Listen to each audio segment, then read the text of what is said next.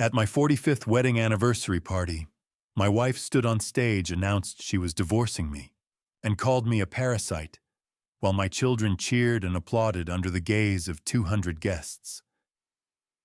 I felt betrayed, humiliated, but I stayed calm, picked up the pen, and signed the divorce papers without saying a word. Then I leaned in close and whispered, "Congratulations. The moment I finish signing, your luxury life ends." "Hi," they laughed. They thought I was joking. By sunrise, they would learn I had destroyed them with just one signature. I'm so grateful you're here. Before we begin, where are you watching from, and how did you find this channel? Through a recommendation search or just scrolling? Drop a comment below. If this resonates with you, subscribe and share it with someone who needs to hear this. Quick note: this story contains fictional elements for educational purposes. Any similarities to actual people or places are coincidental, but the lessons here are meaningful. I'm Robert Mitchell Harrison, 67 years old, and for the last 4 decades, I built a financial empire worth $47 million from nothing but grit, sleepless nights, and a refusal to settle for mediocre. I clawed my way up from a state school MBA to CFO of a Fortune 500 logistics company, retired 2 years ago, with my reputation intact and my portfolio diversified across 3 trusts, 2 real estate holdings, and a stock portfolio that made my competitors curse under their breath. But tonight, standing at the back of the Sterling Grand Ballroom in Greenwich, Connecticut, watching 200 guests in black tie attire sip champagne that cost more per bottle than most people spend on a car payment, I'm not here as a titan of industry. I'm here as a husband about to lose everything, or at least that's what they think. The ballroom is all marble columns and chandeliers dripping crystal, the kind of old money elegance that whispers rather than shouts. The air smells like lilies and expensive perfume.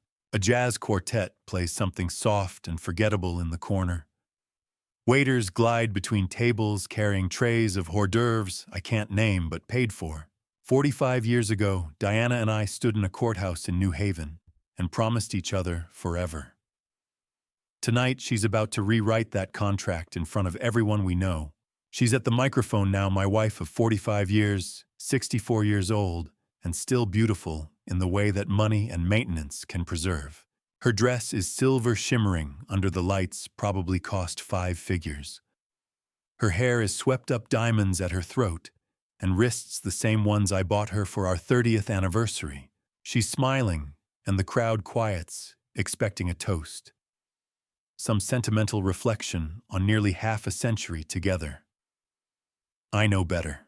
I've known for 6 months, ever since I overheard a phone call she thought was private. A conversation with her country club friends about how one of them just divorced her husband and walked away with half of everything. Diana didn't know I was standing outside the bedroom door that night. She didn't know I started making calls the next morning. Her voice cuts through the murmur of conversation. Confident. Rehearsed. Thank you all for being here tonight. She begins, her smile widening as she grips the microphone stand like she's anchoring herself. 45 years is a long time. Long enough to raise 2 wonderful children. Long enough to build a life most people only dream of. But it's also long enough to realize when something has run its course, the room goes still.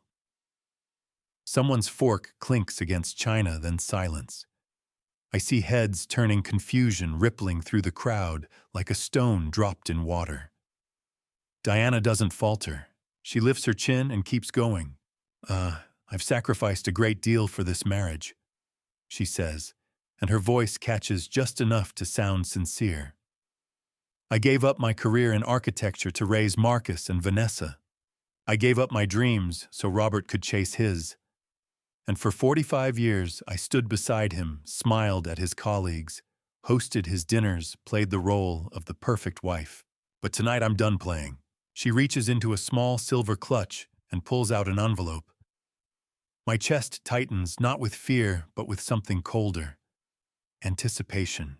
She opens it with deliberate slowness, and I watch 200 faces lean forward, hungry for scandal. These, She announces, holding up a stack of papers, "Our divorce papers, and I'm filing them tonight in front of all of you because I want the world to know that I am reclaiming my life." The ballroom erupts. Gasps, whispers, someone near the front laughs nervously. I don't move. I just watch as she hands the microphone to someone else and steps off the small stage, walking toward me with the papers outstretched like a weapon. The crowd parts for her, and I can see Marcus and Vanessa at their table near the front, both of them grinning like they've just won the lottery. My son, 34 years old, who's never held a job longer than 6 months. My daughter, 31, who built a career out of posting pictures of herself online and calling it entrepreneurship. They're already counting their inheritance. Diana stops in front of me and the room holds its breath. She doesn't say anything, just places the papers in my hand. I look down at them, then at her. Her eyes are bright, triumphant. She thinks she's won. Behind her, Richard Ashford steps forward, my former business partner, 59 years old, and wearing a suit that probably cost more than his integrity. He's smiling too, that smug, self-satisfied expression of a man who thinks he's traded up. I remember the day I fired him for skimming funds from a client account. Apparently he's moved on to skimming my wife. I pull the Mont Blanc pen from my jacket pocket, the one Diana gave me this morning, as an anniversary gift. 45 years, and she still doesn't understand irony. I uncap it slowly, and the click echoes in the silence. I flip to the signature page and I sign my name in smooth, deliberate strokes. Robert Mitchell Harrison. The ink dries before anyone breathes again. I lean in close. Close enough that only she can hear me, and I whisper, "Congratulations, Diana. You just triggered your own extinction event. Enjoy these last 5 minutes as a wealthy woman." The countdown has already begun. She blinks, confusion flickering across her face, but I'm already stepping back. I reach into my other pocket and pull out my wallet, my car keys, my American Express black card. I hand them to Marcus, who's appeared at my elbow, like a vulture circling carrion. His hand closes around them greedily. "Thanks, Dad," he says, and there's no warmth in it, just entitlement wrapped in a smirk. I nod once and turn toward the exit. The crowd is buzzing now, voices rising, cameras flashing. Someone's recording this on their phone, and by morning it'll be all over social media. I make it 3 steps before Marcus blocks my path, his hand on my shoulder. "Wait," he says, his voice loud enough for people nearby to hear. "What about the rest?" "The house keys, the account numbers." I look at him for a long moment. This boy I raised, this man I tried to teach, and I smile. Not warm, not forgiving, just certain. "You'll get exactly what you deserve," I tell him, and I walk out into the cool Connecticut night, leaving behind the wreckage of 45 years and the beginning of something they'll never see coming. The air outside hits me like cold water, sharp and clean after the stifling ballroom. Rain falls steadily, turning the parking lot into a slick mirror of headlights. I hear footsteps behind me. Marcus breathing hard, his dress shoes skidding on wet pavement. "Dad, wait," his hand shoots out. "Your wallet. You forgot your wallet." I stop and turn. He's 34 and should have learned by now that nothing in life is free. I reach into my jacket, pull out the leather billfold Diana gave me last Christmas, and place it in his palm. "Consider it your inheritance," I say flatly. "You'll need every dollar."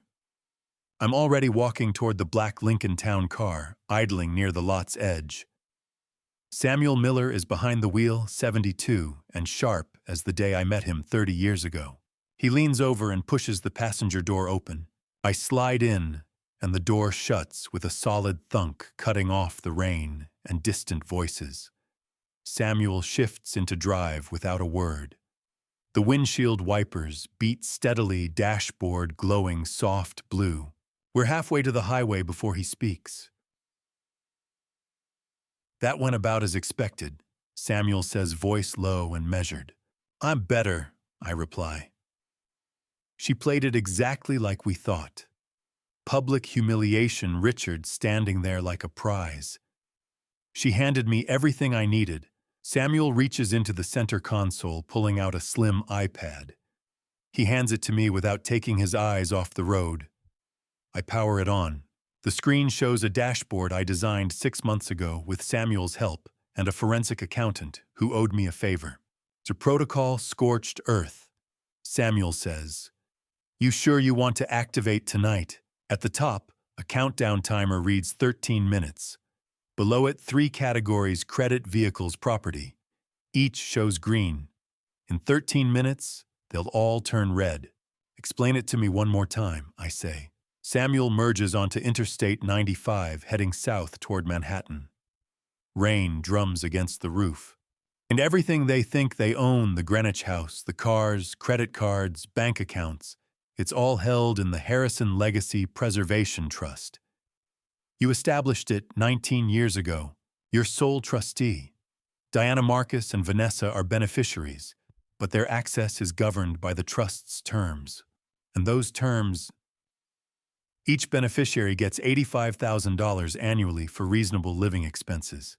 Anything above that is classified as an unsecured personal loan from the trust subject to 8% annual interest compounded quarterly. The ledger tracks every transaction, every swipe, every mortgage payment, every country club fee. It's all logged. I scroll through the iPad. 12 years of expenses.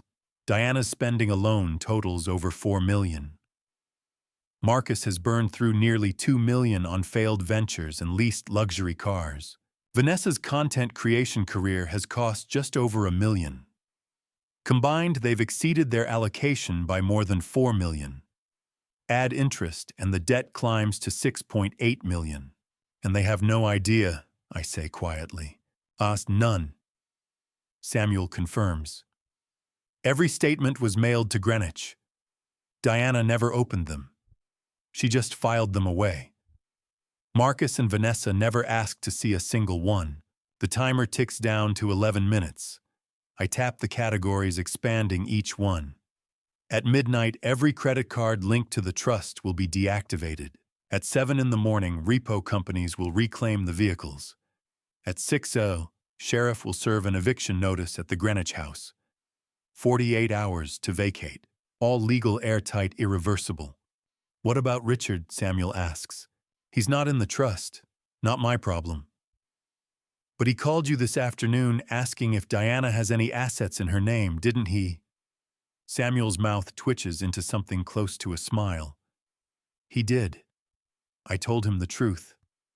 0. He hung up quickly. I look at the screen again. 9 minutes. My thumb hovers over the button at the bottom, a simple blue rectangle with the word "Activate" in white capitals. One tap, and 45 years of enabling, of hoping they'd figure it out, all of it ends. I press it. The screen flashes. The categories turn red. Somewhere in a New Jersey server farm, automated processes are starting. Notifications queuing, repossession orders dispatching, legal notices printing. Samuel glances at the screen, then back to the road. No going back now. There never was, I say. We drive in silence through the rain city lights, growing brighter as we approach Manhattan. Samuel takes the exit for the Upper East Side, navigating narrow streets until we pull up in front of Harbor Tower Residences, a gleaming glass high-rise. I bought the penthouse on the 78th floor 2 years ago, paid cash, kept it off every record Diana might have seen. It's mine. Fully, completely, unquestionably mine. I step out into the rain, and Samuel rolls down the window. "Call me if you need anything," he says. I won't, I reply, but I mean it kindly. Go home, Samuel. Get some sleep. Tomorrow's going to be a long day for them. He nods and pulls away taillights, disappearing into the rain. I walk through the lobby, past a doorman who nods without asking questions, and step into a private elevator requiring a keycard. The doors close. I watch the floor numbers climb. 76, 77, 78. The doors open into a foyer leading directly into my apartment. Floor-to-ceiling windows overlook the city, rain streaking the glass like tears. I check my watch. 11:51. 9 minutes. The first light of dawn filters through the penthouse windows, painting Manhattan in pale gold and gray. I sit at the kitchen island with black coffee and my laptop open. The clock reads 6:47.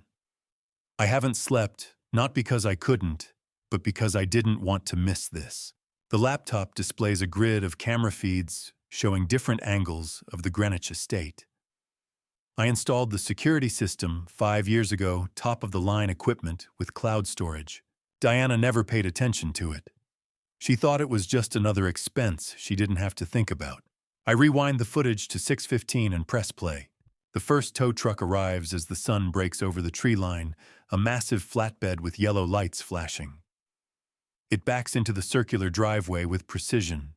The driver steps out, checks a clipboard, and walks to the front door. Marcus opens it in a bathrobe, his hair sticking up, confusion written across his face. The driver points to the Mercedes S-Class Diana's car, the one she insisted on leasing new every 3 years. Marcus gestures wildly, probably yelling, but the driver just shakes his head and walks back to the truck. Within 10 minutes, the Mercedes is loaded, secured with chains, and gone. Marcus is still standing in the driveway, phone pressed to his ear when the second truck arrives. This one takes the BMW X5, Marcus's car. The driver doesn't bother knocking. By the time the third truck arrives for Vanessa's Audi Q7, Diana is outside, too still in her silver dress from last night, barefoot on the gravel, screaming at a driver who looks like he'd rather be anywhere else. I zoom in on her face. She's crying, mascara streaking down her cheeks, and for a moment, something in my chest tightens. Then I remember the microphone, the papers, Richard standing there like he'd won a prize, and the feeling passes. The driver says something, I know what it is because Samuel scripted it. Trust-owned vehicles. Trustee revoked access. Diana keeps screaming even as the truck pulls away, then storms back into the house, slamming the door hard enough that I can see the frame shake. I fast-forward to 8:30. A white catering van pulls in, and a man in a chef's coat steps out carrying a tablet. Marcus answers, still in the bathrobe, looking like he aged 5 years overnight. The chef shows him the invoice for last night's event. $8,200. Marcus nods and pulls out the American Express black card I gave him last night. He swipes it. The chef waits. Swipes again. Nothing. The screen flashes red. Declined. Account closed. Marcus's face goes from confusion to panic to anger in 3 seconds. He starts yelling, pointing at the chef like this is somehow his fault. Diana appears, still wearing the silver dress, and takes the tablet. She tries her own card. Declined. She tries another. Declined. The chef says something, probably a threat about legal action, and Diana's face crumples. Marcus is shouting now. My father will pay for this. My father will fix this. No, I won't. The chef leaves, shaking his head. Diana and Marcus stand frozen in the doorway.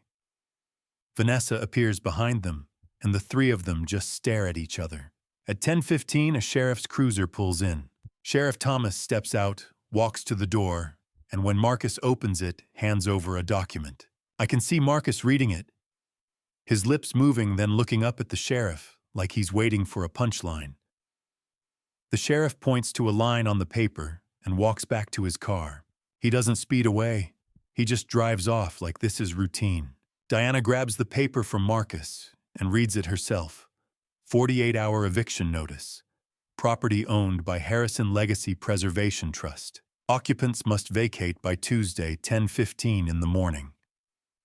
She crumples the paper, throws it on the ground, and storms inside. Marcus picks it up, smooths it out, reads it again. 10 minutes later, Diana is on the phone. I don't need audio to know who she's calling. Samuel. He'll answer on the third ring and tell her exactly what I told him to say. The house is owned by the trust. I'm the trustee. I've exercised my right to terminate their occupancy.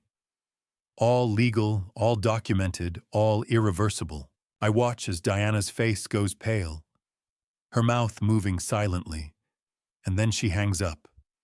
She sits down on the front steps, still barefoot, still in the silver dress, and buries her face in her hands. By 2 in the afternoon, they're loading suitcases into Kyle's Honda Accord, the only car left, because it's in his name, not theirs. Vanessa is crying. Amber looks furious. Marcus looks like he's been hit by a truck. Diana looks like she's aged 10 years since yesterday. They pile into the car, 5 people crammed into a sedan meant for 4, and Kyle drives away. I pull up the address Samuel sent me. Riverview Motor Lodge, 447 Boston Post Road. $52 a night. 2 rooms, thin walls, a lingering smell of bleach and desperation. 1.5 stars. Complaints about noise mold a vending machine that eats your money. I close the laptop and pick up my phone. There's a text from Samuel. She's trying to call Richard. Thought you'd want to know. I open a separate app tracking phone activity on lines I still pay for. Diana's number. Outgoing call to Richard Ashford. Duration 42 seconds. I play the recording Samuel's investigator sent over. Diana's voice shaking. Richard, I need you. Please, everything's falling apart. Robert, Richard's voice smooth and detached. Diana, this isn't a good time. Background noise. A woman laughing. Not Diana. Someone younger. Diana desperate now. Richard, please, I can't. The line goes dead. I set the phone down and finish my coffee. The city outside is waking up taxis, honking sirens, wailing the hum of 8 million people starting their Sunday. I type a single note into my phone. She just lost her last lifeline. The penthouse is quiet, except for the hum of the city below a distant symphony that never quite stops. I'm sitting in the leather armchair by the window, the one Diana would have hated, because I picked it out without asking her opinion. There's a glass of whiskey in my hand, neat burning going down. On the coffee table, a photo album lies open, pages, yellowed plastic sleeves cracked with age. Our wedding album. 1980, 45 years ago. I turn the pages slowly, and the faces staring back at me are younger, softer, full of something I can't quite name anymore. Hope, maybe. Or ignorance. Diana in a simple white dress. No train, no veil, just her, and a bouquet of daisies she picked up at a corner shop. Me in a borrowed suit because I couldn't afford to buy one. We got married at a courthouse in New Haven. No guests, no reception, just the 2 of us, and a justice of the peace who looked like he'd rather be anywhere else. Afterwards, we got pizza and walked around the harbor until sunset. She told me she was going to design buildings that would last 100 years. I told her I was going to build a fortune that would last longer. I close my eyes, and I'm back there a year earlier. 1979. A charity gala at the Yale Art Gallery. I was 21, halfway through my MBA, surviving on coffee and ambition. She was 18, a freshman studying architecture, wearing a borrowed dress and holding champagne. She wasn't old enough to drink legally. She laughed at something her friend said, and the sound cut through the noise like a bell. I walked over, introduced myself, and she looked at me like I was the most interesting person she'd ever met. We spent 3 hours talking that night. About brutalism versus Art Deco. About whether money corrupted ambition or fueled it. About the buildings she wanted to design and the companies I wanted to run. I thought I'd found a partner who understood ambition, someone who wouldn't resent the long hours or the sacrifices that came with building something from nothing. I was wrong. We got married the next year, and for a while it worked. She graduated, got a job at a small firm in Hartford, spent evenings sketching designs she'd never get to build. I worked my way up from the bottom. We had a 1-bedroom apartment in a neighborhood that wasn't quite safe, and we were happy. Or at least I thought we were. Then Marcus was born. 1985. She was 24. I was 27. One night she sat me down at the kitchen table and said, "Someone has to raise our son. Not we. Someone." As if parenting was a job that could only be done by one person. She shook her head when I suggested help or daycare. "I'll quit. You focus on your career. I'll focus on him." I didn't argue. I should have, but I didn't. I thought it was temporary. A year, maybe 2. But a year became 5, and then Vanessa was born, and Diana never went back.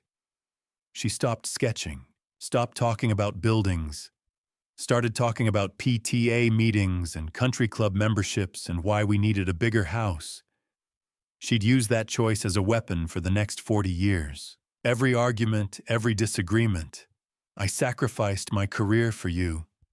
I gave up my dreams for this family. You owe me." 13 years later, I hired a new assistant. 1998. Sharp, efficient, the kind of person who could anticipate what I needed before I asked. Diana met her once at a company holiday party, and that was enough. A week later, Diana accused me of having an emotional affair. There was no evidence because there was nothing to find, but that didn't matter. She cried. She threatened to leave. She told Marcus and Vanessa that Daddy had a new friend at work, and maybe he didn't love Mommy anymore. I fired the assistant the next day, not because I'd done anything wrong, but because I wanted peace. That was the first time she weaponized jealousy for control. By 2010, both kids were gone. The house was empty, and I thought maybe Diana would go back to architecture, find something that made her feel like herself again. Instead, she spent $400,000 that year. Spa treatments in Sedona, shopping trips to Paris, a 2-week Mediterranean cruise with her country club friends. I just paid the bills and wondered when she'd run out of things to buy. 9 years later, I restructured the trust. 2019. When I reviewed the expense reports, I found it. $1.2 million in jewelry purchases over 3 years. Cartier, Tiffany, Harry Winston. She hadn't told me about any of it, just used the cards tied to the trust and assumed I wouldn't notice. I removed her name from the beneficiary list that week. She never knew because she never read the legal documents I sent her. 6 months ago, my 67th birthday, she forgot. I came home from lunch with Samuel and the house was empty. No cake, no card, no acknowledgement that I existed. I found her later that evening at the country club, drunk on white wine and laughing with her friends. I stood in the doorway and heard her say it. "Eleanor just divorced Tom and got half of everything. I've wasted 45 years. She didn't know I was there. She didn't know I walked out, got in my car, and called Samuel before I even made it home." I opened my eyes and look at the photo again. Diana at 18, smiling like the world was full of possibilities. Me at 21, thinking I could build a life with her. I loved the woman in this photo. But that woman disappeared decades ago. Tonight, I didn't end a marriage. I just finally signed the acknowledgement that it had been over for years. My phone buzzes. A text from Samuel. They're planning something. Marcus asked about offshore accounts. I pick up the phone, type a reply, then delete it. Instead, I set it down, finish my whiskey, and look out at the city lights. Let them dig. They'll only bury themselves deeper. The call comes through while I'm making breakfast, scrambled eggs and toast, the kind of simple meal I never had time for when I was working 80-hour weeks. It's just past 9 on a Monday morning, and Manhattan is already alive with the sound of construction crews and delivery trucks rumbling past. My phone buzzes on the counter and Samuel's name flashes on the screen. I pick it up on the second ring. "Robert," he says, and there's something in his voice that makes me set down the spatula. "Richard Ashford just called me. He's backing out." I lean against the counter and smile. "Tell me." He wanted to know if Diana has any assets in her name. Asked me directly, very polite, very careful. I told him the answer. 0. Not a house, not a car, not a bank account. Everything's in the trust, and she's not a beneficiary anymore. He thanked me and hung up. 2 minutes later, Diana tried calling him. Blocked number. I pour myself a cup of coffee, black, no sugar, and take a slow sip. So the knight in shining armor just realized his princess is broke. More or less, Samuel replies. I thought you'd want to know. Appreciate it. What's next? The eviction deadline is 10:15 this morning. Sheriff Thomas is supposed to clear the Greenwich house, but they're not there anymore. They moved to a motel yesterday. Riverview Lodge off Boston Post Road. He'll serve them there if they don't cooperate. Let me know how it goes, I say, and we hang up. I finish my breakfast and sit by the window watching the city wake up. It's strange, this feeling. Not quite satisfaction, not quite regret. Something in between. I built 45 years with Diana, raised 2 children, paid for every meal and every vacation, and every pair of shoes she ever wanted. And now in the span of 72 hours, it's all collapsing. I didn't push them. I just stopped holding them up. Samuel calls again a little after 10:30. Sheriff Thomas just left the motel. Diana begged for more time. He gave her 15 minutes to pack whatever they could carry, then told them if they're not gone by the time he circles back, he's calling for backup. They left. Where are they now? Still at the motel as far as I know. Diana called me about 20 minutes ago. She wants to meet. Says she needs to see the full list of assets, needs to understand what's happening. I told her 2 o'clock my office. You think she'll show? She doesn't have a choice. Samuel's office is in a converted brownstone in Hartford, the kind of place that smells like old paper and furniture polish. I've been there a dozen times over the years, usually for estate planning or contract reviews, always during normal business hours when the rest of the world was working. Today, I'm not there, Samuel insisted. Said it would be better if I stayed out of it, let him handle the legal side while I kept my distance. I trust him, so I agreed, but he keeps me updated by text throughout the afternoon. 2:15, they just arrived. Diana looks like she hasn't slept. Marcus is wearing the same shirt from the party. Vanessa's been crying. 2:20, I showed them the trust documents. Diana didn't recognize her own signature. 2:30, explained the spending limits. Showed them the ledger. Total expenses over 12 years, 7.3 million. Reasonable limit, 3.06 million. Excess over 4 million. Add interest, and they're looking at a debt north of 6 million, maybe closer to 7. I read that last message twice. North of 6 million. Samuel knows not to say the exact number yet. We've talked about this. The drama of the courtroom reveal the moment when a judge reads the figure out loud and the whole room goes silent. That's when they'll hear 6.8 million. Not before. 2:45, Diana's screaming, says you hid this from her. I told her every statement was mailed to Greenwich. She chose not to open them. 2:50, Marcus just threatened to sue. Says you must have offshore accounts, hidden assets, something. I asked him if he has 12 years of expense reports to back up his claim. He went quiet. 3 o'clock, they left. Didn't say goodbye, just walked out. I set the phone down and stare at the ceiling. It's almost over. Not the legal process that'll take months, maybe longer, but the part where they think they can fight this, the part where they believe there's a way out. That's ending. They're starting to understand that the man they thought would always bail them out, the father who paid for everything, the husband who never said no, that man is gone. And in his place is someone who kept receipts. My phone buzzes again, this time a longer message from Samuel. Vanessa asked if you'd consider mediation. I said I'd pass along the message. Marcus told her to shut up, said you don't do mercy. Diana didn't say anything, just stared at the spreadsheet on my screen. When they left, I heard Vanessa say something about asking you for forgiveness. Marcus laughed. Diana didn't respond, but I could see her thinking. Be careful, Robert. Desperate people do desperate things. I read the message twice, then type a reply. Let them come. If they want to apologize, I'll listen. But I won't negotiate. I send it, then add a second text. And Samuel, keep an eye on the Greenwich house.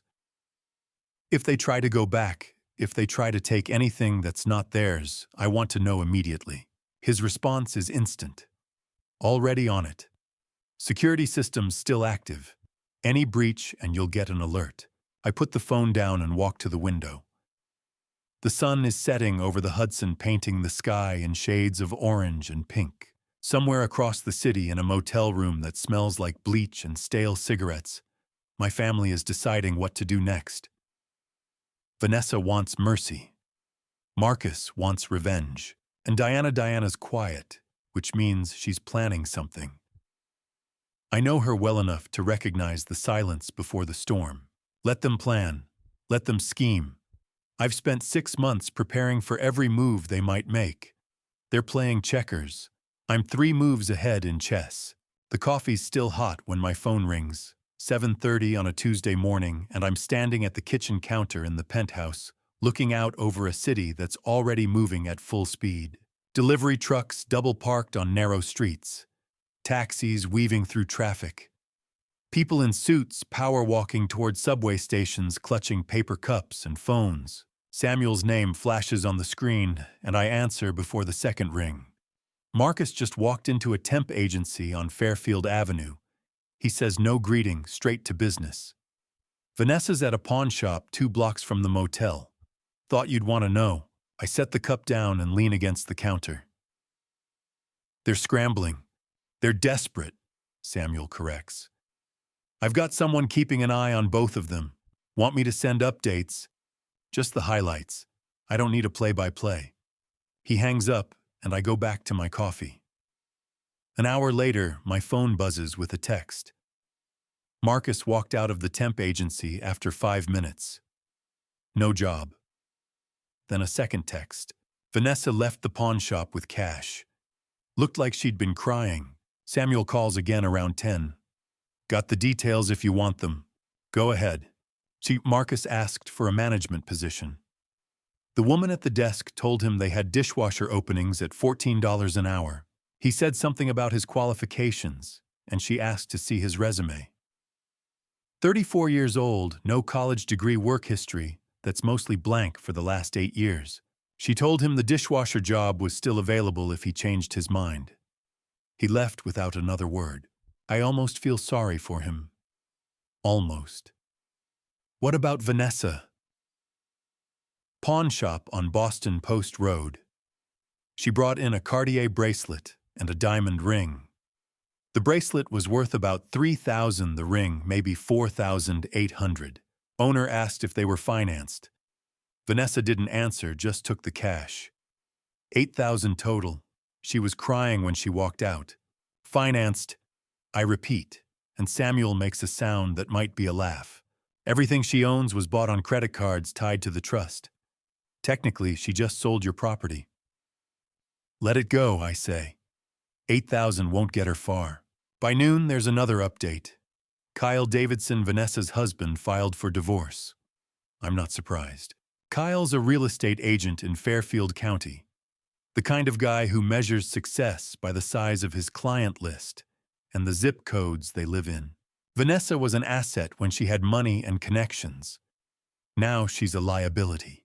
The divorce papers came via email, Samuel tells me. No conversation, no warning.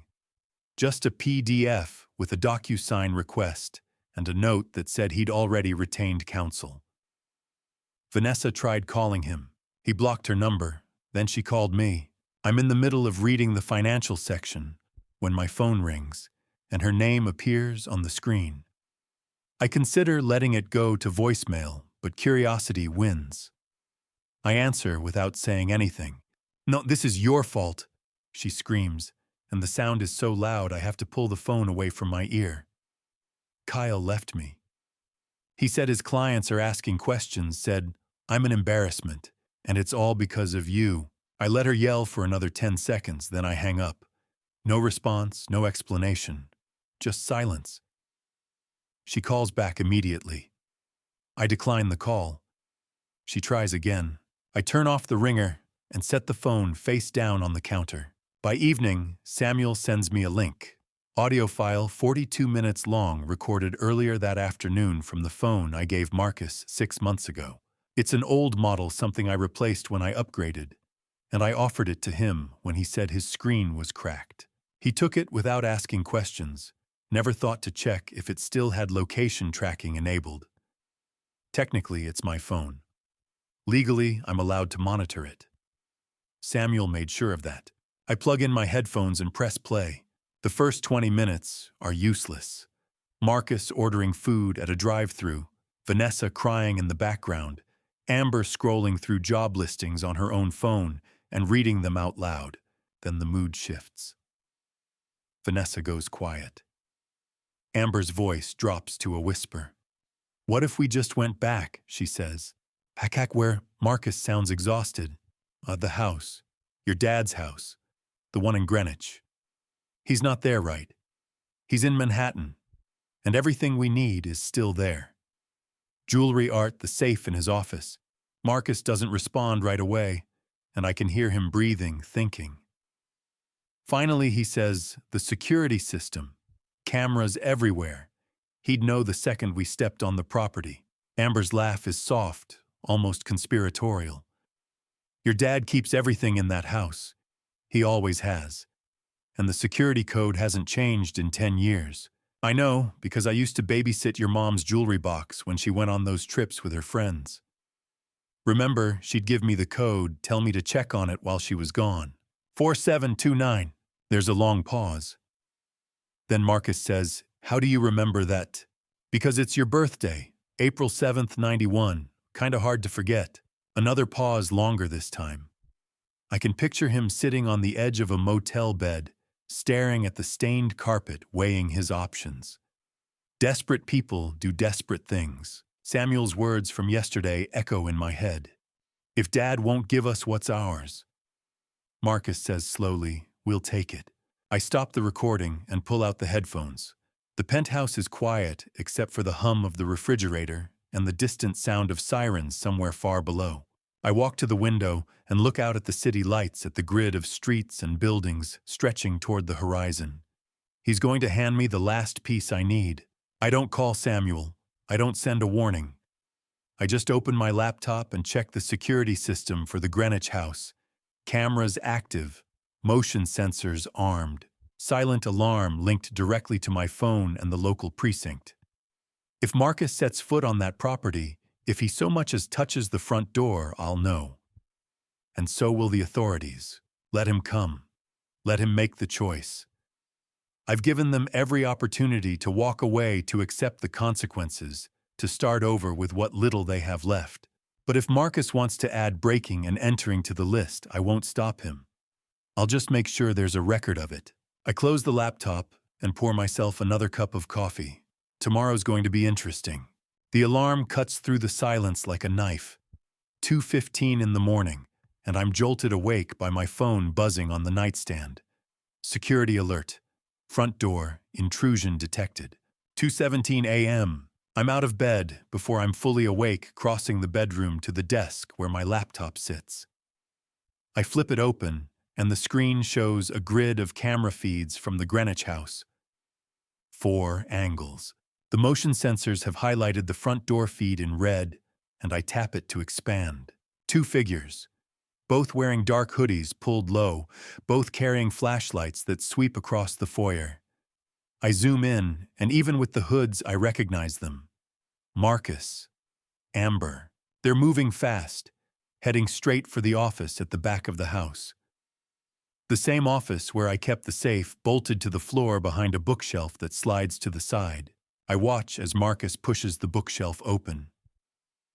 The safe is visible now, a steel box about 3 feet tall, matte black, with a digital combination lock glowing faint green in the darkness. Marcus kneels in front of it, hands shaking as he punches in numbers. The lock beeps once. Red light. Wrong code. He tries again. Another beep. Another red light. Amber leans over his shoulder. her voice faint through the microphone embedded in the smoke detector.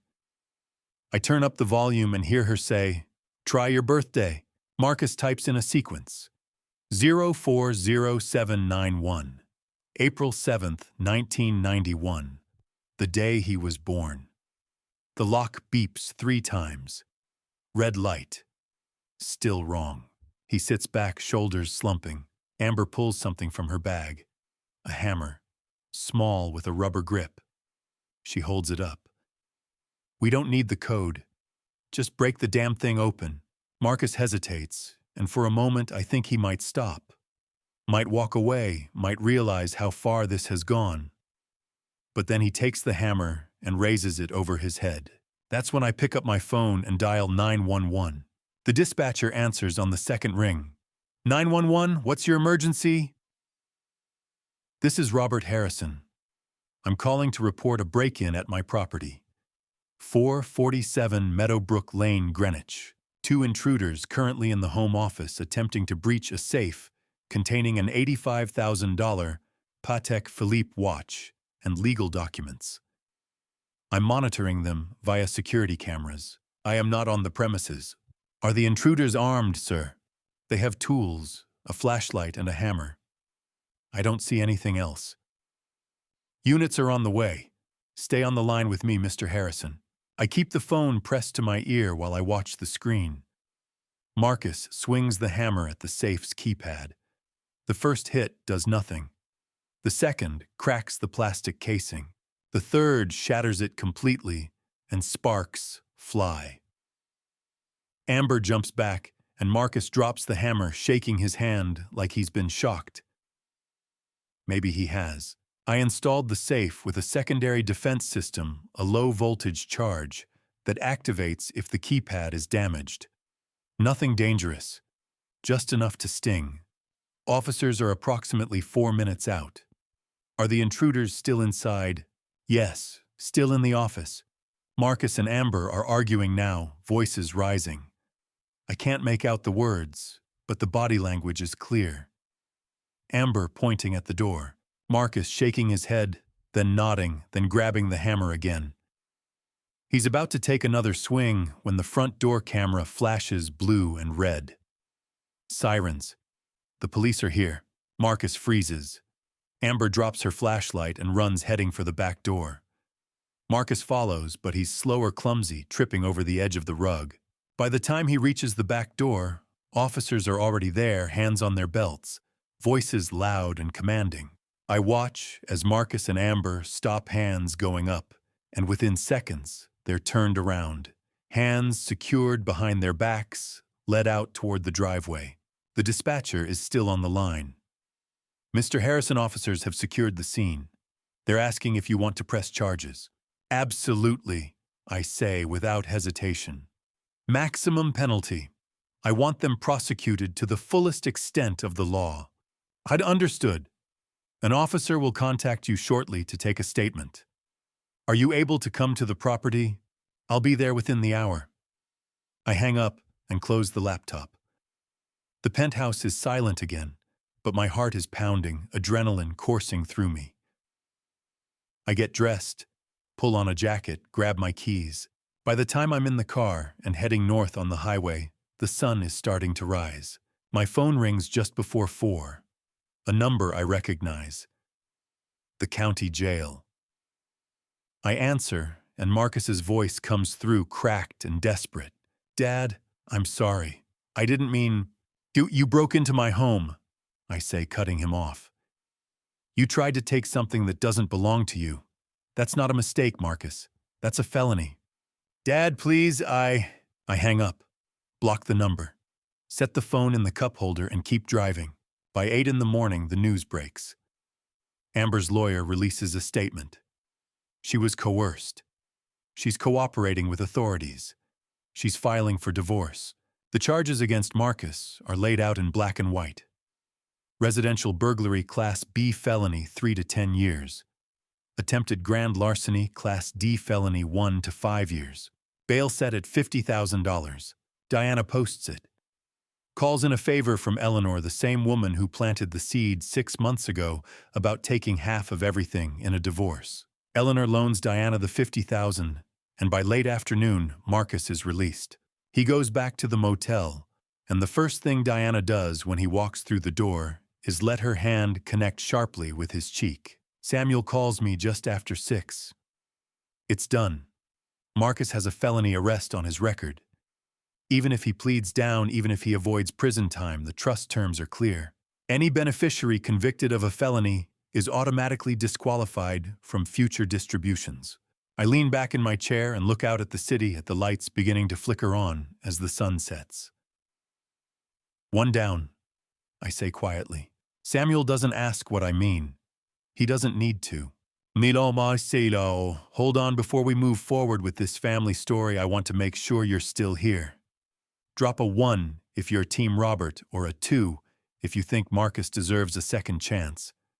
Comment now. And just so you know, parts of what comes next are fictionalized for storytelling purposes. If you'd rather not continue, this is your exit point. Ready? Here's what happened next. 3 weeks after the anniversary party, I find myself standing in the Hartford Public Library on a Saturday morning, surrounded by the smell of old paper and polished wood. It's a refuge I haven't visited in years, the kind of place Diana would have dismissed as quaint and unnecessary. I'm running my finger along a row of spines when I hear a voice behind me. If you're after Brunelleschi, you'll want the 3rd shelf down. I turn, and there she is. A woman about my age, maybe younger, wearing jeans and a Yale sweatshirt, holding a book I recognize immediately. Brunelleschi's Dome. Her hair is silver gray, pulled back in a loose ponytail, and her eyes are sharp, the kind that don't miss much. I was just browsing, I say, which is a lie. She smiles knowingly. You're browsing in the architecture section on a Saturday morning. That's not browsing. That's research. I laugh, and it surprises me. It's been weeks since I've laughed at anything. Guilty. I'm trying to remember why I used to love this stuff. Brunelleschi's one of my favorites, she says, holding up the book. The way he solved the dome problem without scaffolding, just pure geometry and audacity. It's like watching someone rewrite the rules of physics. We spend the next 20 minutes debating whether the real genius was the double shell design or the herringbone brickwork pattern. She knows her material cites sources I haven't thought about in decades, and by the time we run out of things to argue about, I realize I don't even know her name. Elena, she says when I ask. Elena Winters. I teach art history at Yale, and you're either a retired architect or someone who's very good at faking it. Robert Harrison, retired CFO. Not an architect, but I used to think I might have been in another life. She tilts her head, studying me. Let me guess. You're the guy in the $3,000 suit who wandered into a public library instead of staying home with your private collection. Is it that obvious? Only to someone who's paying attention. She closes the book and tucks it under her arm. There's a coffee shop 2 blocks from here. You buying, or are we splitting it like academics? We end up at a small place with mismatched chairs and a chalkboard menu. Elena orders an Americano black, no sugar. I get the same. We sit by the window, and she doesn't waste time with small talk. So what brings a man in a $3,000 suit to a public library on a Saturday morning? I set my cup down and look at her. This woman I met 15 minutes ago, and something about her makes me want to tell the truth. I'm hiding from my old life. She doesn't flinch, doesn't offer sympathy, just nods like that makes perfect sense. Divorce. How'd you know? Well, you've got that look. Like you just stepped out of a building that was on fire and you're not sure if you're relieved or terrified. I laugh again. Both, maybe. It's been a rough few weeks. She sips her coffee, her voice quieter now. Sometimes the hardest thing is realizing you've been invisible in your own marriage. That the person who was supposed to see you stopped looking a long time ago.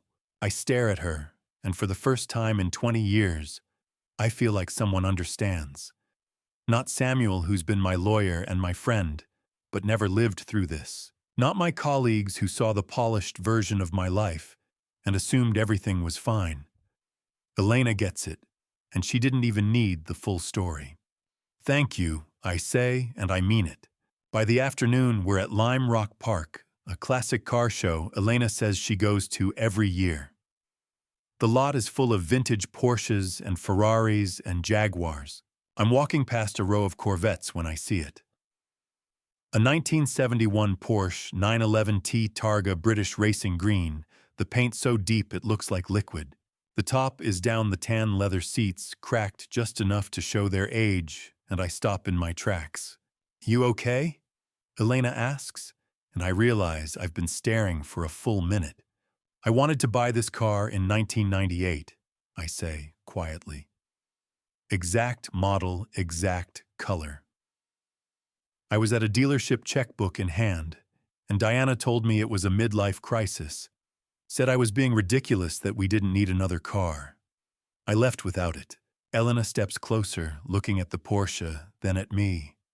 What's stopping you now? I don't answer right away. I just walk up to the owner and ask how much. He names a price. $180,000. I pull out my phone, open my banking app, and transfer the money before I can talk myself out of it. An hour later, I'm also the owner of a Leica M6 camera, $3,500, a Rolex Submariner, $25,000, a custom leather jacket, $4,800. Elena watches me buy all of it without saying a word, and when we're done, she just shakes her head and laughs. "Now, you're not hiding from your old life," she says. "You're building a new one." By 6, we're driving down the Connecticut coast, the Porsche's top down the wind, whipping through Elena's hair. The sun is setting, painting the sky in shades of orange and red, and I've got one hand on the wheel, the other resting on the gear shift. For the first time in decades, I'm not driving to a board meeting or a business dinner or some obligation I resent. I'm just driving, and it feels like freedom. My phone buzzes in the cup holder. A text from Samuel. Diana just retained Arthur Jameson. $800 an hour. Trial starts in 6 weeks. I glance at the screen, then at Elena. She sees it too, and she reaches over, resting her hand on mine. "Whatever's coming," she says, "you're not facing it alone." I nod, and I let the phone sit there unanswered. The war's coming. I know that. But tonight, I'm not thinking about courtrooms or lawyers or the family I left behind. Tonight, I'm thinking about the road ahead and the woman sitting beside me who doesn't need me to explain anything. Let the war begin. The invitation arrives on a Thursday afternoon, cream-colored cardstock with embossed gold lettering. Fairmont Country Club Annual Charity Gala. 7 o'clock Saturday evening. Black tie. I hold it up to the light, and I can almost see Diana's fingerprints on it, even though she didn't send it. The club did the same club, where she's been an honorary member for the last 6 years, ever since I wrote them a check for $500,000 to renovate the East Wing. Her name's still on the donor wall. Her friends Eleanor and Margaret and Patricia still meet there every Tuesday for lunch. And tomorrow night, they'll all be there dressed in their finest, pretending they don't know that Diana's living in a motel off Boston Post Road. IRSVP for 2. Saturday evening, I'm standing in front of the mirror in my penthouse, adjusting my bow tie, when Elena walks out of the bedroom in a black dress that's simple and elegant, the kind that doesn't need jewelry to make a statement. She catches me staring and smiles. "You sure about this?" she asks. "Absolutely," I say, and I mean it. We arrive at 7:30, fashionably late, and the parking lot is already full of Teslas and Range Rovers and the occasional vintage Bentley. A valet takes the Porsche, and we walk through the front doors into a ballroom I know better than my own living room.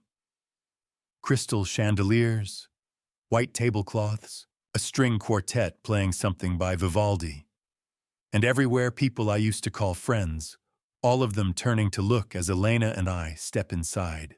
The whispers start immediately. I hear fragments as we pass. That's Robert Harrison, with someone new. Diana's not here. Did you hear what happened? The anniversary party? Divorce papers. My God. I don't slow down. I just walk to the bar, order 2 glasses of champagne, and hand one to Elena. She takes it, and we stand there letting them stare, letting them wonder. By 8:15, the speeches are starting. Richard Beaumont, the club president, a man in his 70s with silver hair and a voice that carries steps up to the microphone, and thanks everyone for coming. He talks about the scholarship fund, about the students they've helped over the years, about the importance of giving back. Then he invites the major donors to come forward to be recognized for their generosity.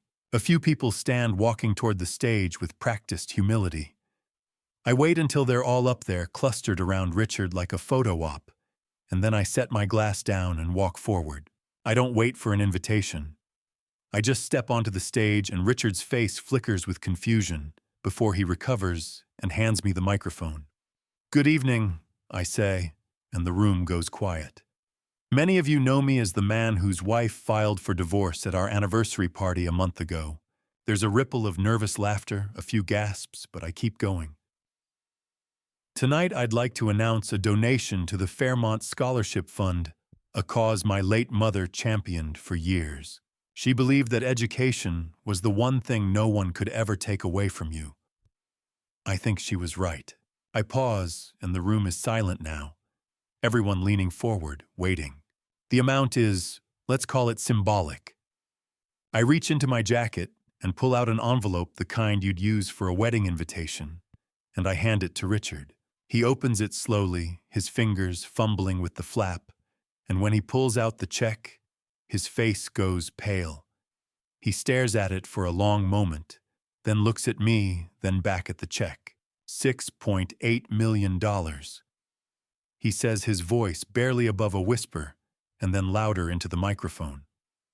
$6.8 million. The room erupts. People stand applauding, some of them shouting, and I just nod once and step off the stage. Elena's waiting for me at the bar, and she hands me my champagne without saying a word. I take a sip and watch as Richard holds up the check for everyone to see, as photographers rush forward to capture the moment, as the applause goes on and on. At a table near the front, I see Eleanor and Margaret and Patricia. They're not clapping. They're just sitting there, frozen, their faces pale, their hands resting on the table, like they've forgotten how to move. I lift my glass in their direction, a small salute, and Eleanor looks away. The gala is live-streamed on the club's website, a feature they added last year to show off to members who couldn't attend. I know this because I helped fund the camera equipment. And I know that somewhere miles away, Diana is watching. At the Riverview Motor Lodge, Diana sits on the edge of a bed that sags in the middle, holding Vanessa's phone in both hands. The screen is cracked, the brightness turned all the way up to compensate, and she's watching the live stream, watching me stand on that stage, watching Richard hold up the check. She sees the number, 6.8 million, the exact amount they owe. Vanessa is sitting beside her, and she leans over, squinting at the screen. He just gave away everything we could have fought for. Diana's voice is low, shaking. No. He gave away our money to humiliate me. In the corner, Marcus slams his fist into the wall, and the cheap drywall gives way, leaving a small, jagged hole. The motel manager knocks on the door 10 minutes later, holding a clipboard, and tells them the damage will cost $200. Marcus doesn't have $200. None of them do. Diana sits alone after they leave the fluorescent light above the bed, buzzing and flickering. She picks up her phone, the one she's been using on a prepaid plan that costs $30 a month, and she dials Arthur Jameson's number. It goes to voicemail. She doesn't hesitate. "Mr. Jameson, I need you to destroy my husband, whatever it takes." I'm in the Porsche driving back to Manhattan with Elena beside me when my phone buzzes. A text from Samuel. "Jameson just filed a motion for forensic accounting. They're going nuclear." I glance at the screen, then at Elena. She's looking out at the city lights, the wind from the open window pulling at her hair, and she looks peaceful. I set the phone back in the cup holder and smile. "Good," I say quietly. "Let them come." Samuel arrives at 9 on a Sunday morning carrying 4 cardboard boxes stacked so high I can barely see his face. I meet him at the door, and he sets them down in the living room with a thud. Jameson filed his motion, he says, brushing imaginary dust off his sleeves. Motion for forensic discovery. He's accusing you of hiding assets in offshore accounts. Shell companies, maybe a Swiss vault. Wants 10 years of financial records, bank statements, trust documents. Hearing set for Tuesday morning, 9 sharp. I look at the boxes, then at Samuel. And this, our response. Every receipt, every statement, every transaction for the last 12 years. If he wants transparency, we'll bury him in it. We spend the day at the dining table, spreadsheets filling the screen in rows and columns that tell a story Jameson isn't ready to hear. Samuel has organized everything by category, by year, by family member. Diana, $4.287 million over 12 years. Fashion, $1.6 million. Jewelry, $980,000. Spa and wellness, $710,000. Cosmetic procedures, $520,000. Country club memberships, $490,000. Marcus, $1.953 million. Failed startups, $1.6 million. Car leases, $240,000. Travel, $110,000. Vanessa, $1.047 million. Content creation equipment, $380,000. Travel, $290,000. Wardrobe, $220,000. Cosmetics, $160,000. Total spending, $7.287 million. Reasonable limit under the trust terms, $85,000 per person per year for 12 years, times 3 people, $3.06 million. Excess spending, $4.227 million. Interest at 8% annually, $2.573 million. Total debt owed to the trust, $6.8 million. Samuel leans back and looks at me. We file a counterclaim for breach of fiduciary duty. They're not plaintiffs. They're debtors. I nod. Do it. Tuesday morning, the courtroom smells like old wood and stale coffee. New Haven Superior Court Family Division Courtroom 4B. I sit at the defendant's table with Samuel beside me, and across the aisle Diana sits with Jameson. Marcus and Vanessa are in the gallery 2 rows back, looking like they'd rather be anywhere else. Judge Holloway enters, a woman in her 60s with sharp eyes and silver hair pulled back in a tight bun. Everyone stands, and when we sit again, Jameson rises, immediately launching into his opening statement. Your Honor, this is a case about power and control. Robert Harrison used his wealth as a weapon to isolate and demean his wife for 45 years. Diana Harrison sacrificed her career to raise their children. She gave up her dreams so he could build an empire. And now, when she dares to ask for what's rightfully hers, he hides behind legal structures designed to keep her in the dark. She deserves transparency. She deserves justice. She deserves half of what she helped build. It's a good speech. Emotional, compelling. But this isn't a jury trial. It's a motion hearing. And Judge Holloway doesn't look impressed. Samuel stands when Jameson sits, and his opening is 2 sentences long. Your Honor, we have 12 years of expense reports. Mrs. Harrison didn't sacrifice. She spent. The records speak for themselves. He walks to the clerk's desk and hands over a USB drive. Within seconds, spreadsheets fill the courtroom monitor. Samuel doesn't narrate. He just lets the numbers scroll past. Categories, amounts, dates. A relentless cascade of spending that goes on until even Jameson looks uncomfortable. Judge Holloway leans forward, squinting at the monitor. She taps a line on her screen, then looks up at Jameson. Counselor, are you aware that your client spent $520,000 on cosmetic procedures over the last 12 years? Jameson stands, confusion flickering across his face. Your Honor, I was not fully briefed on the specifics. Not fully briefed. Judge Holloway repeats, an edge to her voice now. You filed a motion accusing Mr. Harrison of hiding assets, and you didn't bother to review the expenditure history your client signed off on every month for over a decade. Jameson opens his mouth and closes it. He sits down. Judge Holloway looks at Samuel. Motion for forensic accounting is denied. Mr. Miller, you may proceed with your counterclaim as a separate civil action after the divorce is finalized. This court is not the appropriate venue for debt collection, but I'll note for the record that the trust structure appears to be legally sound and properly disclosed. We're adjourned. She stands, and just like that, it's over. Samuel and I walk out into the hallway, and I see Jameson ahead of us, his phone pressed to his ear. He doesn't look our way. Samuel watches him disappear around the corner. He's going to advise Diana to settle. She won't, I say. Pride will force her to trial. Then we'll give her a trial she'll never forget.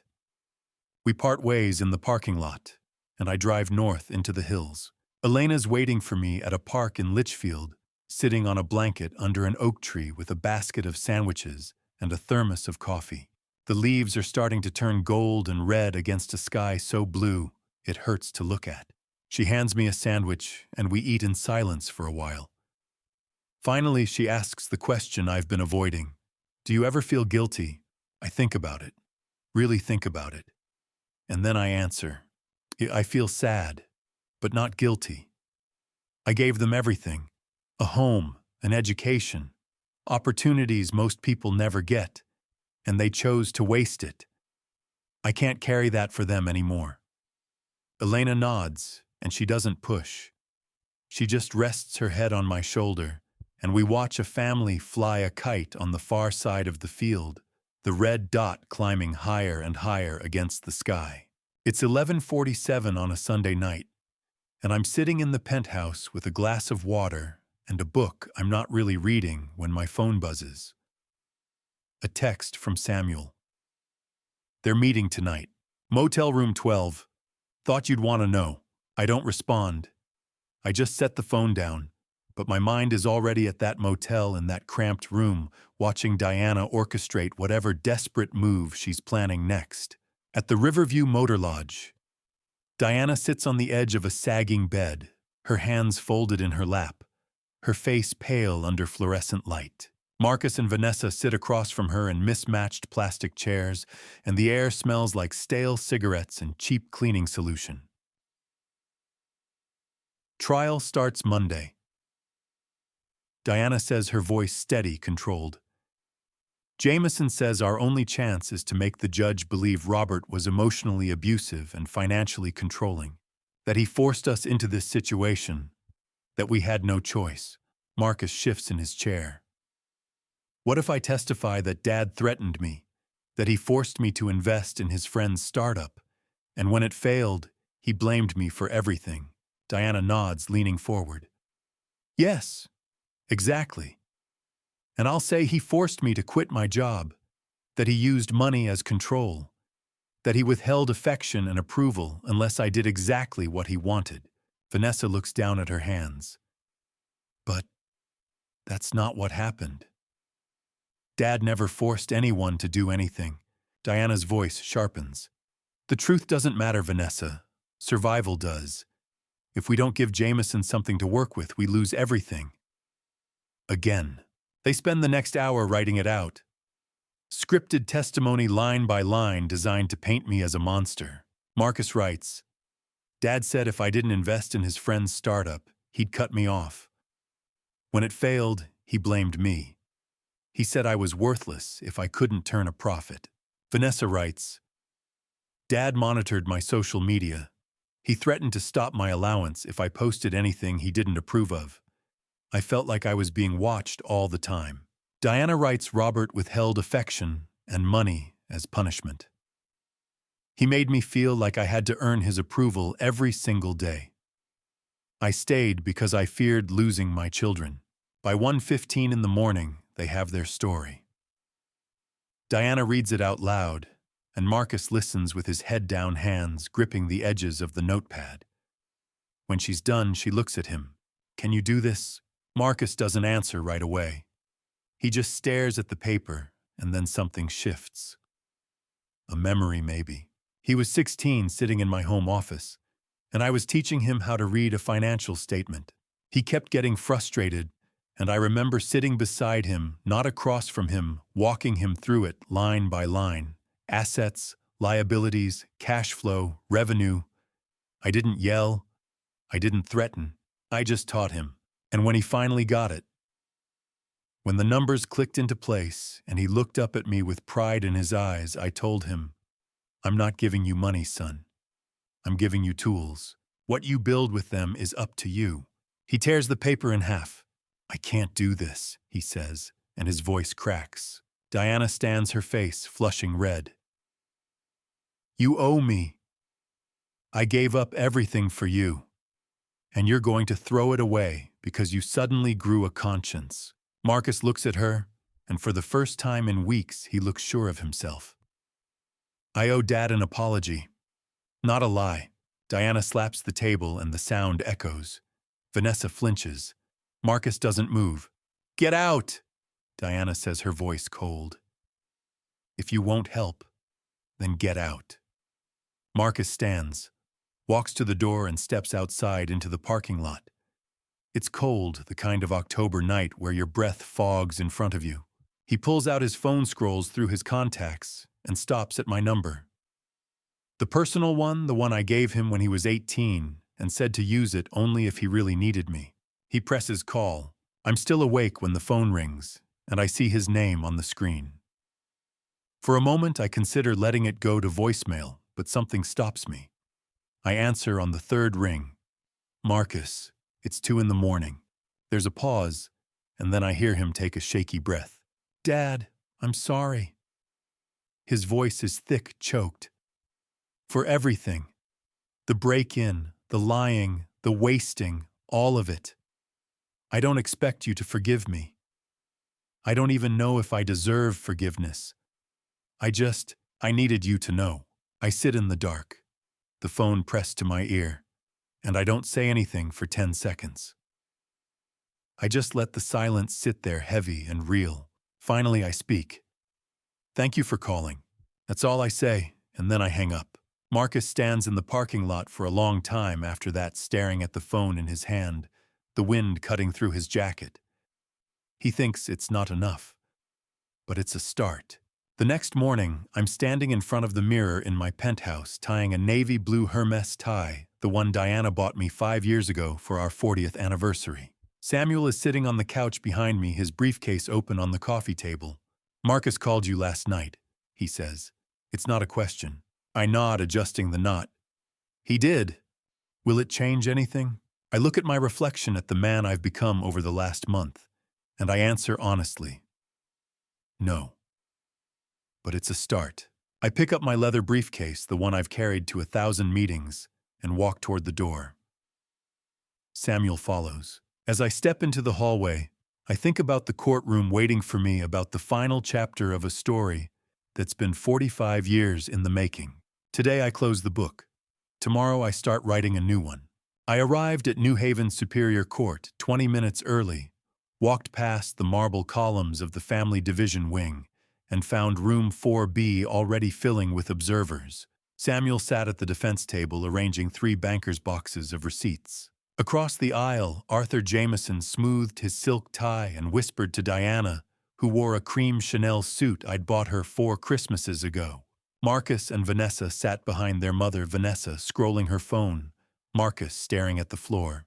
At 9 o'clock, Judge Karen Holloway entered, a woman in her early 60s with steel gray hair and a reputation for impatience.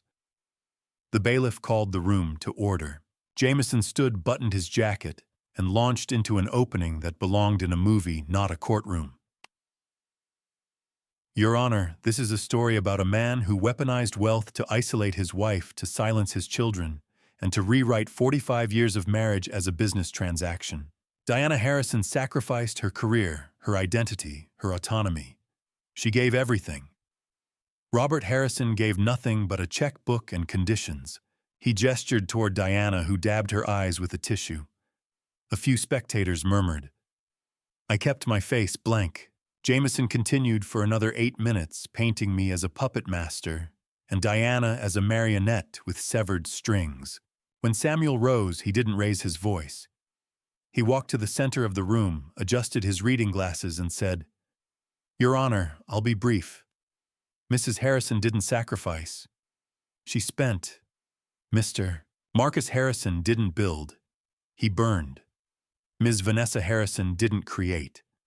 She consumed.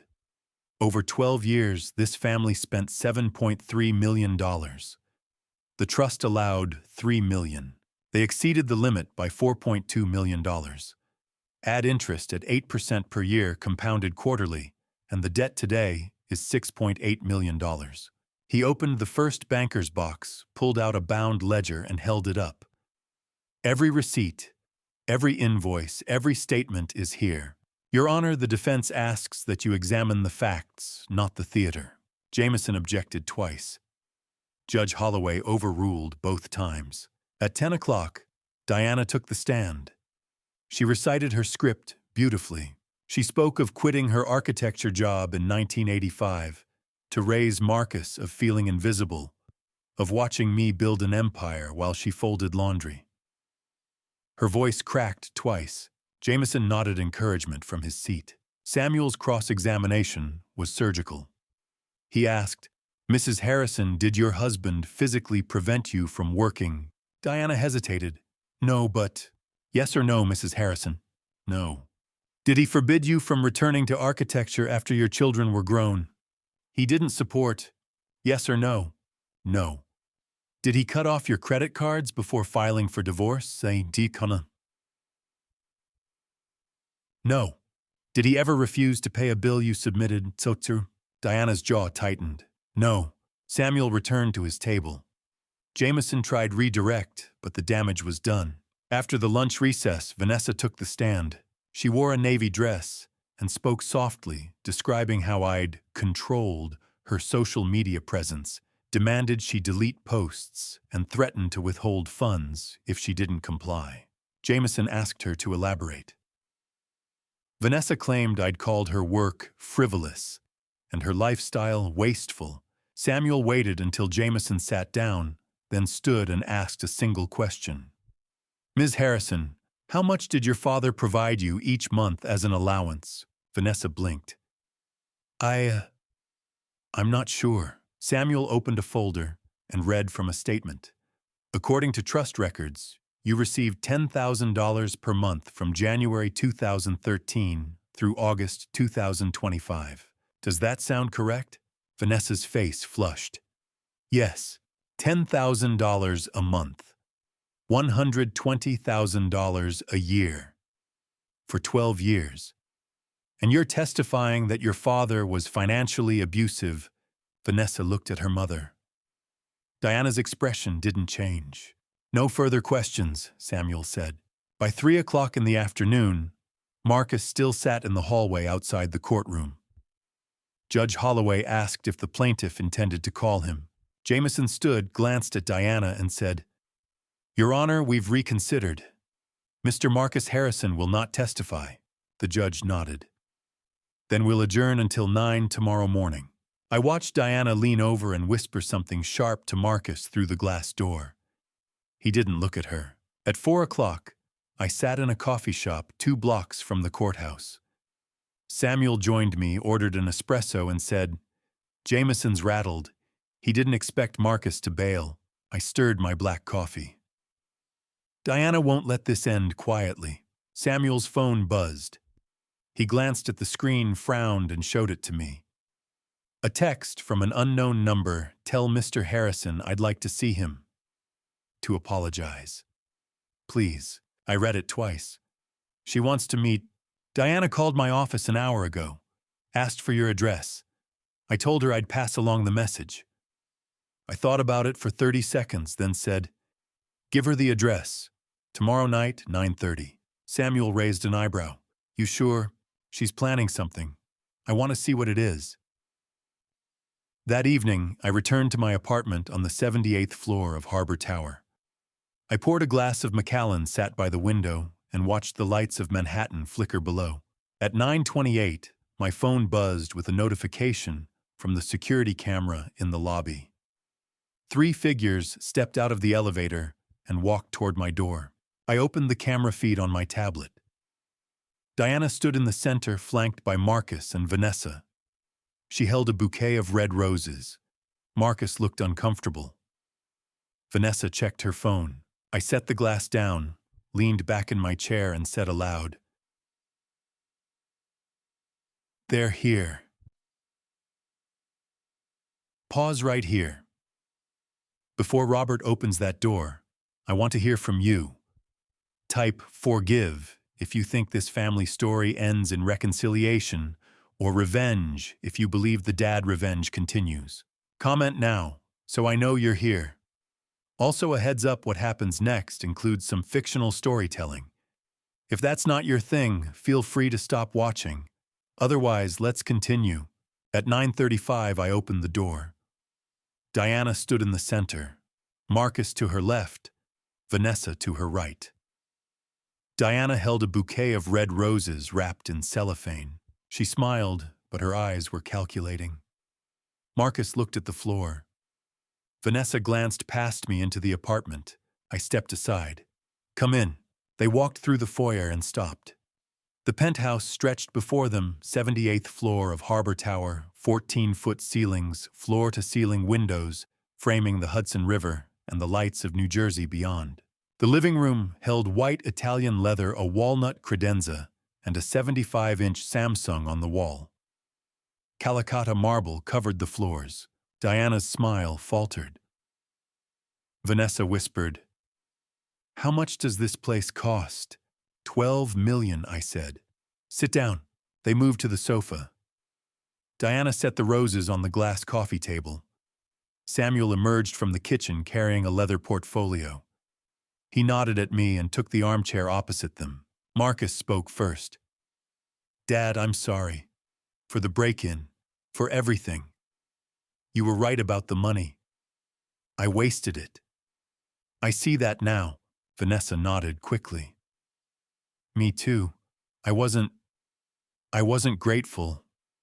I should have been." I looked at Diana.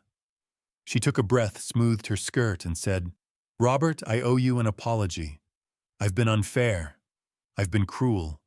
I want to make things right." I let the silence stretch for 5 seconds. Then I said, "You're not here because you're sorry. You're here because Jameson told you this would play well in court tomorrow." Diana's face went pale. "That's not true." "Then why did you ask Samuel for my address 90 minutes after the judge adjourned? Why the roses? Why the rehearsed tears?" Marcus shifted uncomfortably. Vanessa stared at her mother. I turned to Marcus. "Did Jameson coach you?" Marcus hesitated, then nodded slowly. He said if we came here and apologized, it would show the judge you were unreasonable if you refused to reconcile. And you agreed to that?" "I didn't want to," Marcus said quietly. "But Mom insisted." I looked at Vanessa. She nodded. "We talked about it in the car. Mom wrote out what we were supposed to say." Diana stood abruptly. "This is ridiculous. I came here in good faith." "You came here with a script," I said. "Sit down." She sat. I gestured to Samuel. He opened the portfolio, pulled out a remote, and pressed a button. The television lit up. A spreadsheet appeared, 12 years of expenses, color-coded by category, organized by person. Samuel read aloud. Diana Catherine Harrison. Total spending 2013 through 2025, $4,287,000. Fashion, $1.6 million. Jewelry, $980,000. Spa treatments, $710,000. Cosmetic procedures, $520,000. He scrolled down. Marcus James Harrison. Total spending, $1,953,000. Failed business ventures, $1.6 million. Luxury vehicle leases, $240,000. He scrolled again. Vanessa Claire Harrison. Total spending $1,047,000. Photography and video equipment $380,000. Travel $290,000.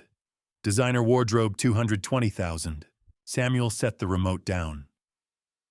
Total family spending over 12 years, $7,287,000. The Harrison Legacy Preservation Trust allowed each of you $85,000 per year.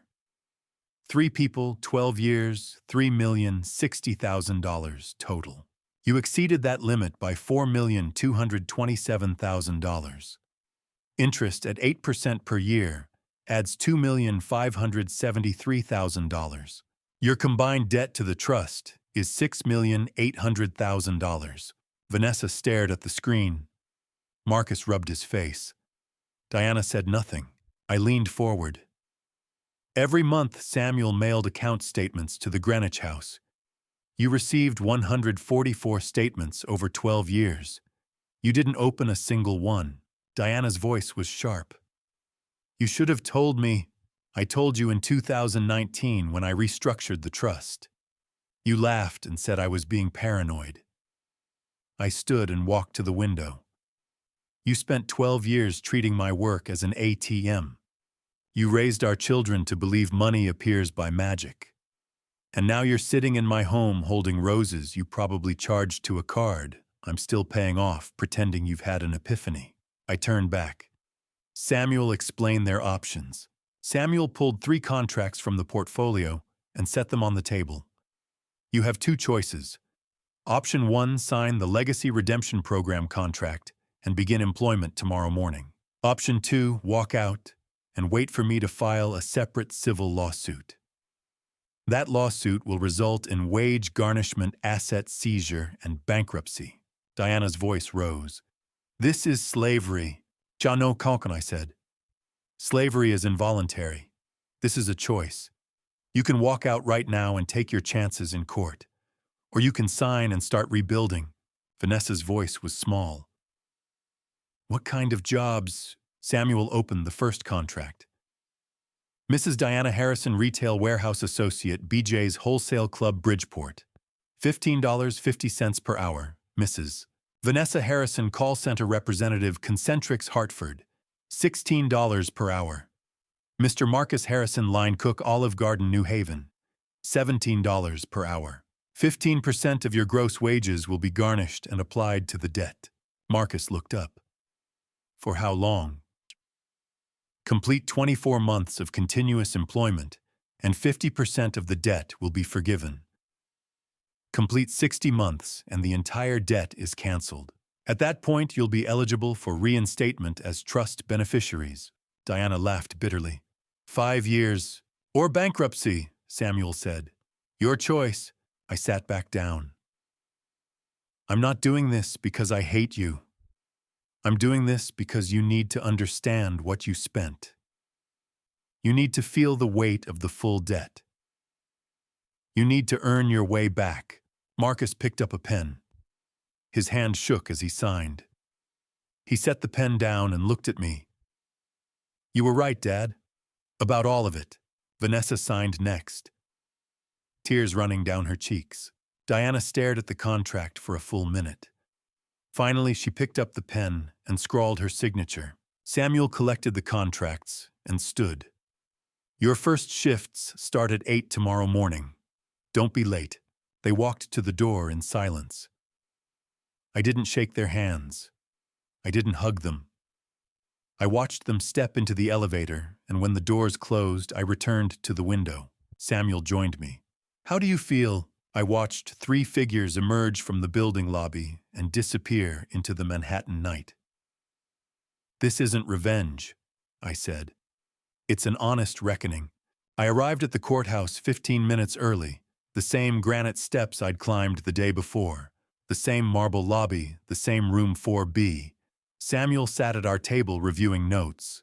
Diana sat alone at the plaintiff's table. Arthur Jameson was nowhere in sight. At 9 o'clock, Judge Holloway entered. The bailiff called the room to order. The judge looked at the empty chair beside Diana and said, "Where is Mr. Jameson?" The door opened. Jameson walked in, holding a single folder. He did not sit. He stood at the plaintiff's table and said, "Your Honor, I move to withdraw as counsel for the plaintiff." Judge Holloway's eyebrows rose. "On what grounds, Mr. Jameson?" Ethical conflict. My client signed a binding employment contract with the defendant last night without consulting me.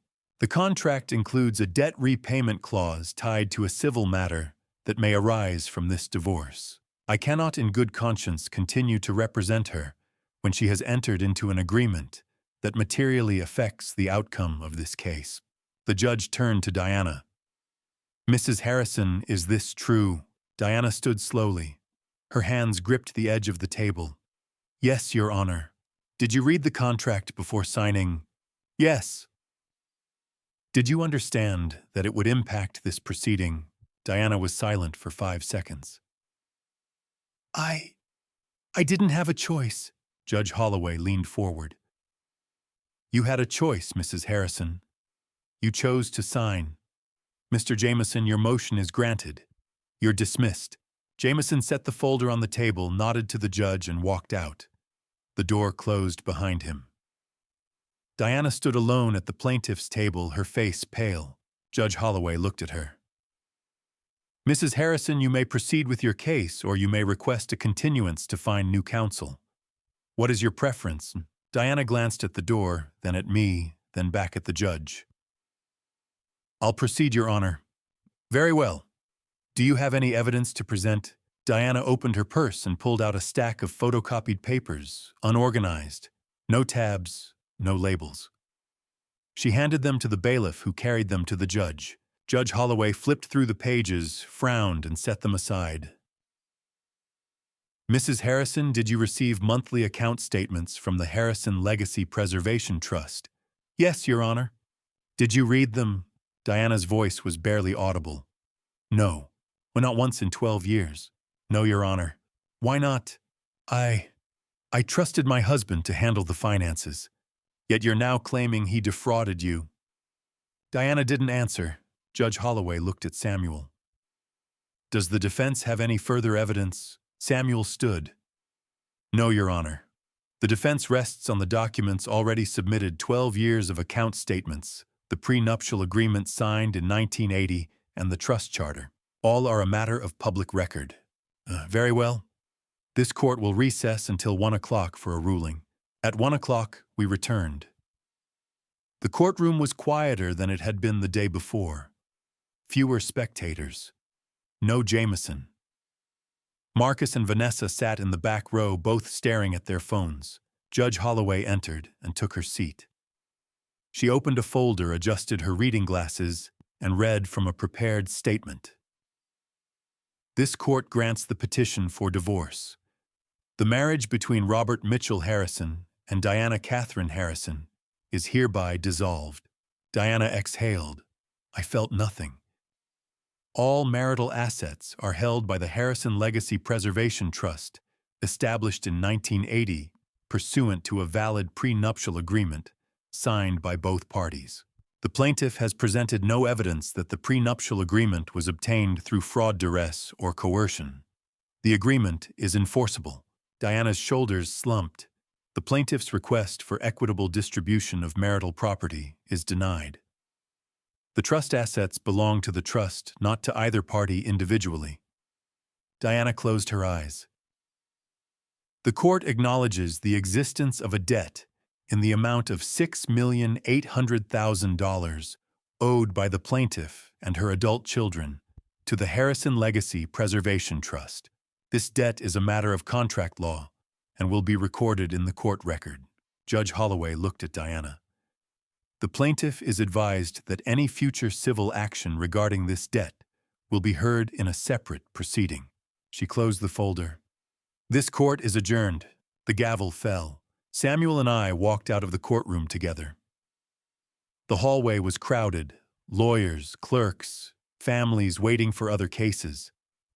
At the top of the granite steps, a small group of reporters stood waiting, 5 or 6 of them holding microphones and cameras. A woman in a blazer stepped forward. Mr. Harrison, do you have any comment on the verdict? No comment, I said. Samuel placed a hand on my shoulder. Mr. Harrison has no further statement. Thank you. We walked past them. I heard Diana's name called behind me, but when I glanced back, she was nowhere in sight. She'd left through the rear exit. I stopped on the steps and looked down. The same granite steps I'd climbed 46 years ago. June 14th, 1980. Diana had been 19, wearing a white dress she'd borrowed from her roommate. I'd been 22, wearing a rented suit. We'd taken our vows in front of a justice of the peace in a small room on the second floor, then walked down these same steps and taken a photograph in front of the courthouse. Diana had held a bouquet of white carnations. I'd held her hand. I could still see her face in the photograph, young, eager, certain of everything. I wondered when that girl had disappeared, or if she'd ever really existed. Maybe I'd married a photograph and spent 45 years waiting for it to come to life. Samuel's voice pulled me back. You all right? Yeah, I said. Let's go. At 5 o'clock, I opened the door to my apartment. The smell of garlic and basil filled the air. Elena stood at the stove stirring a pot of penne arrabbiata. 2 glasses of red wine sat on the counter. She turned and smiled. How did it go? I set my briefcase down, took off my jacket, and walked over to her. I wrapped my arms around her waist from behind and rested my chin on her shoulder. It's over. And them. They start work Monday morning. Elena turned off the burner and faced me. Do you think they'll make it? I thought about it for 3 seconds. I don't know. But for the first time in 45 years, what they do isn't my responsibility. Elena poured the wine and handed me a glass. She raised hers. To Chapter 2. I clinked my glass against hers. To Chapter 2. At 11 o'clock that night, I was reviewing a contract Samuel had sent when my phone buzzed. A text from Samuel. We have a problem. Ethics complaint filed this evening. Press inquiry from Hartford Courant. Call me first thing tomorrow. I set the phone down and stared at the screen for 10 seconds. Then I called him back. What happened? I said. Samuel's voice was calm but tired. Marcus filed an ethics complaint with the Connecticut bar. Diana called a reporter. I'll send you the full timeline in the morning, but here's what I know so far. What follows is the story Samuel pieced together over the next 48 hours, a story of 3 people who'd spent 90 days working calculating and realizing they'd never escape the hole they'd dug. Marcus stood in front of a commercial gas range at 5:30 in the morning. Flames roaring beneath 6 pans. Sweat dripped from his forehead. His left hand throbbed 3rd burn that week. He'd lost 35 pounds in 3 months. His back ached constantly. His chef's coat hung loose on his frame. During his 10-minute break, Marcus sat in the employee locker room and opened the calculator app on his battered Samsung. He did the math for the 100th time. $19 times 160 hours equaled $3,040 gross per month.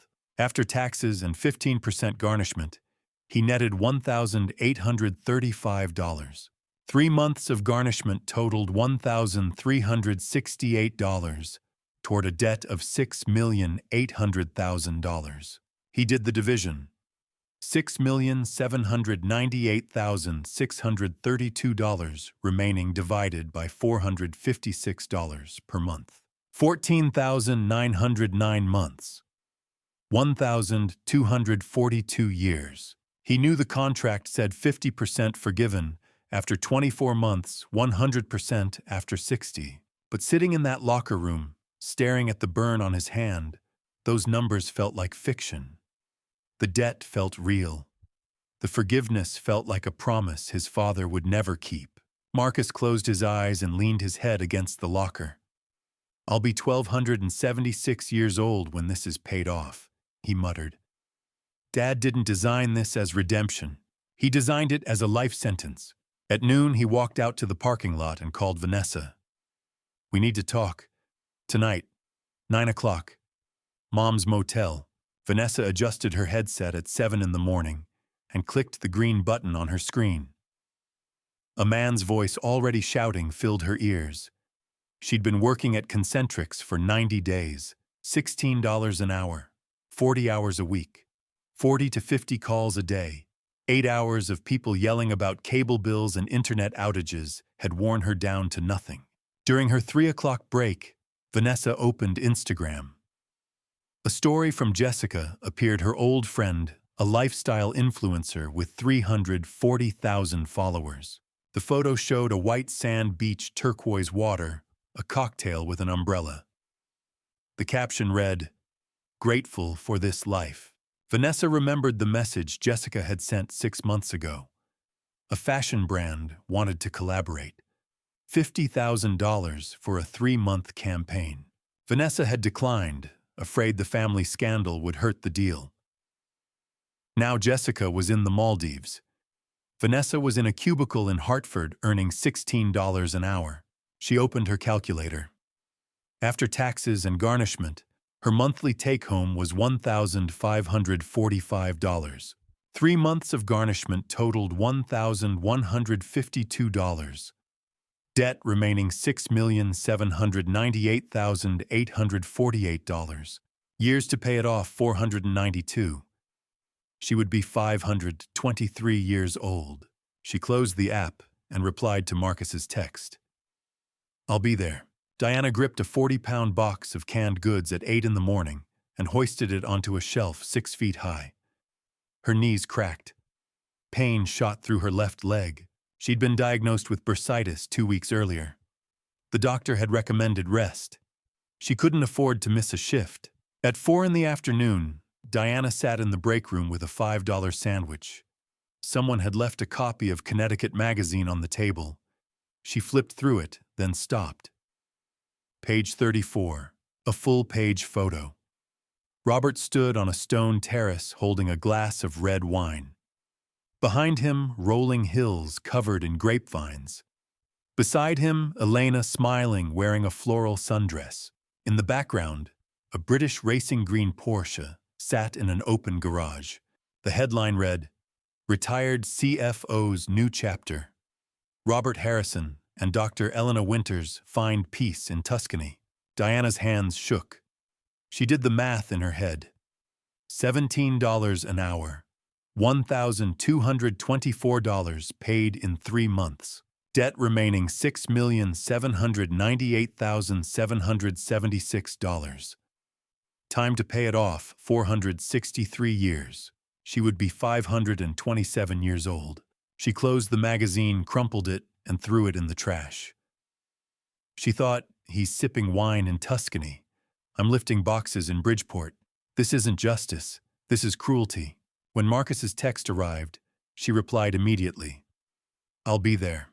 They sat around a plastic table at 9 that night. Diana, Marcus, Vanessa. Marcus had borrowed a laptop from the New Haven Public Library. 3 browser tabs were open: Connecticut Bar Association, Hartford Current Ethics Complaint Trustee. Marcus spoke first. "We've paid less than $4,000 combined in 3 months. We'll be dead before we're halfway through this debt. He designed it to break us." Vanessa said, "What if we quit?" Diana shook her head. "The contract says if we miss 3 pay periods, he files a civil suit. We'll lose everything." Marcus leaned forward.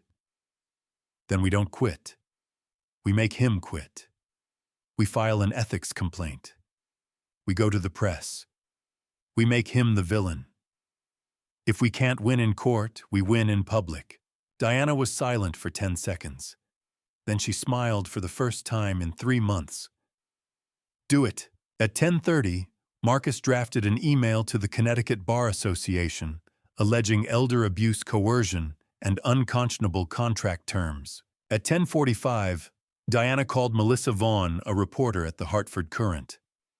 "I have a story," Diana said, "about a man who forced his 64-year-old ex-wife to work in a warehouse to pay a $7 million debt." Melissa replied, "I'm listening." At 11, my phone buzzed. Samuel's text.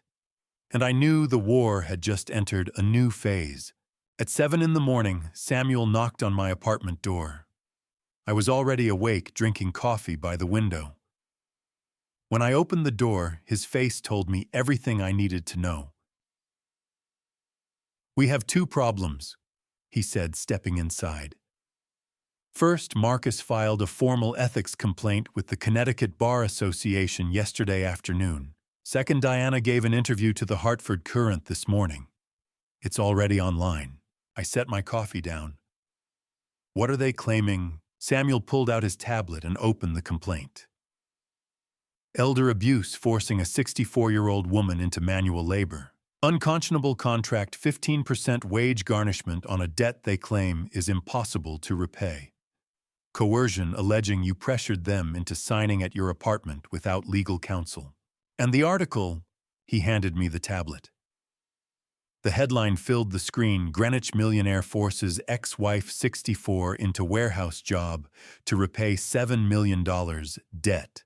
I skimmed it. Diana's quotes were carefully chosen. He trapped me in that apartment. My children and I were starving.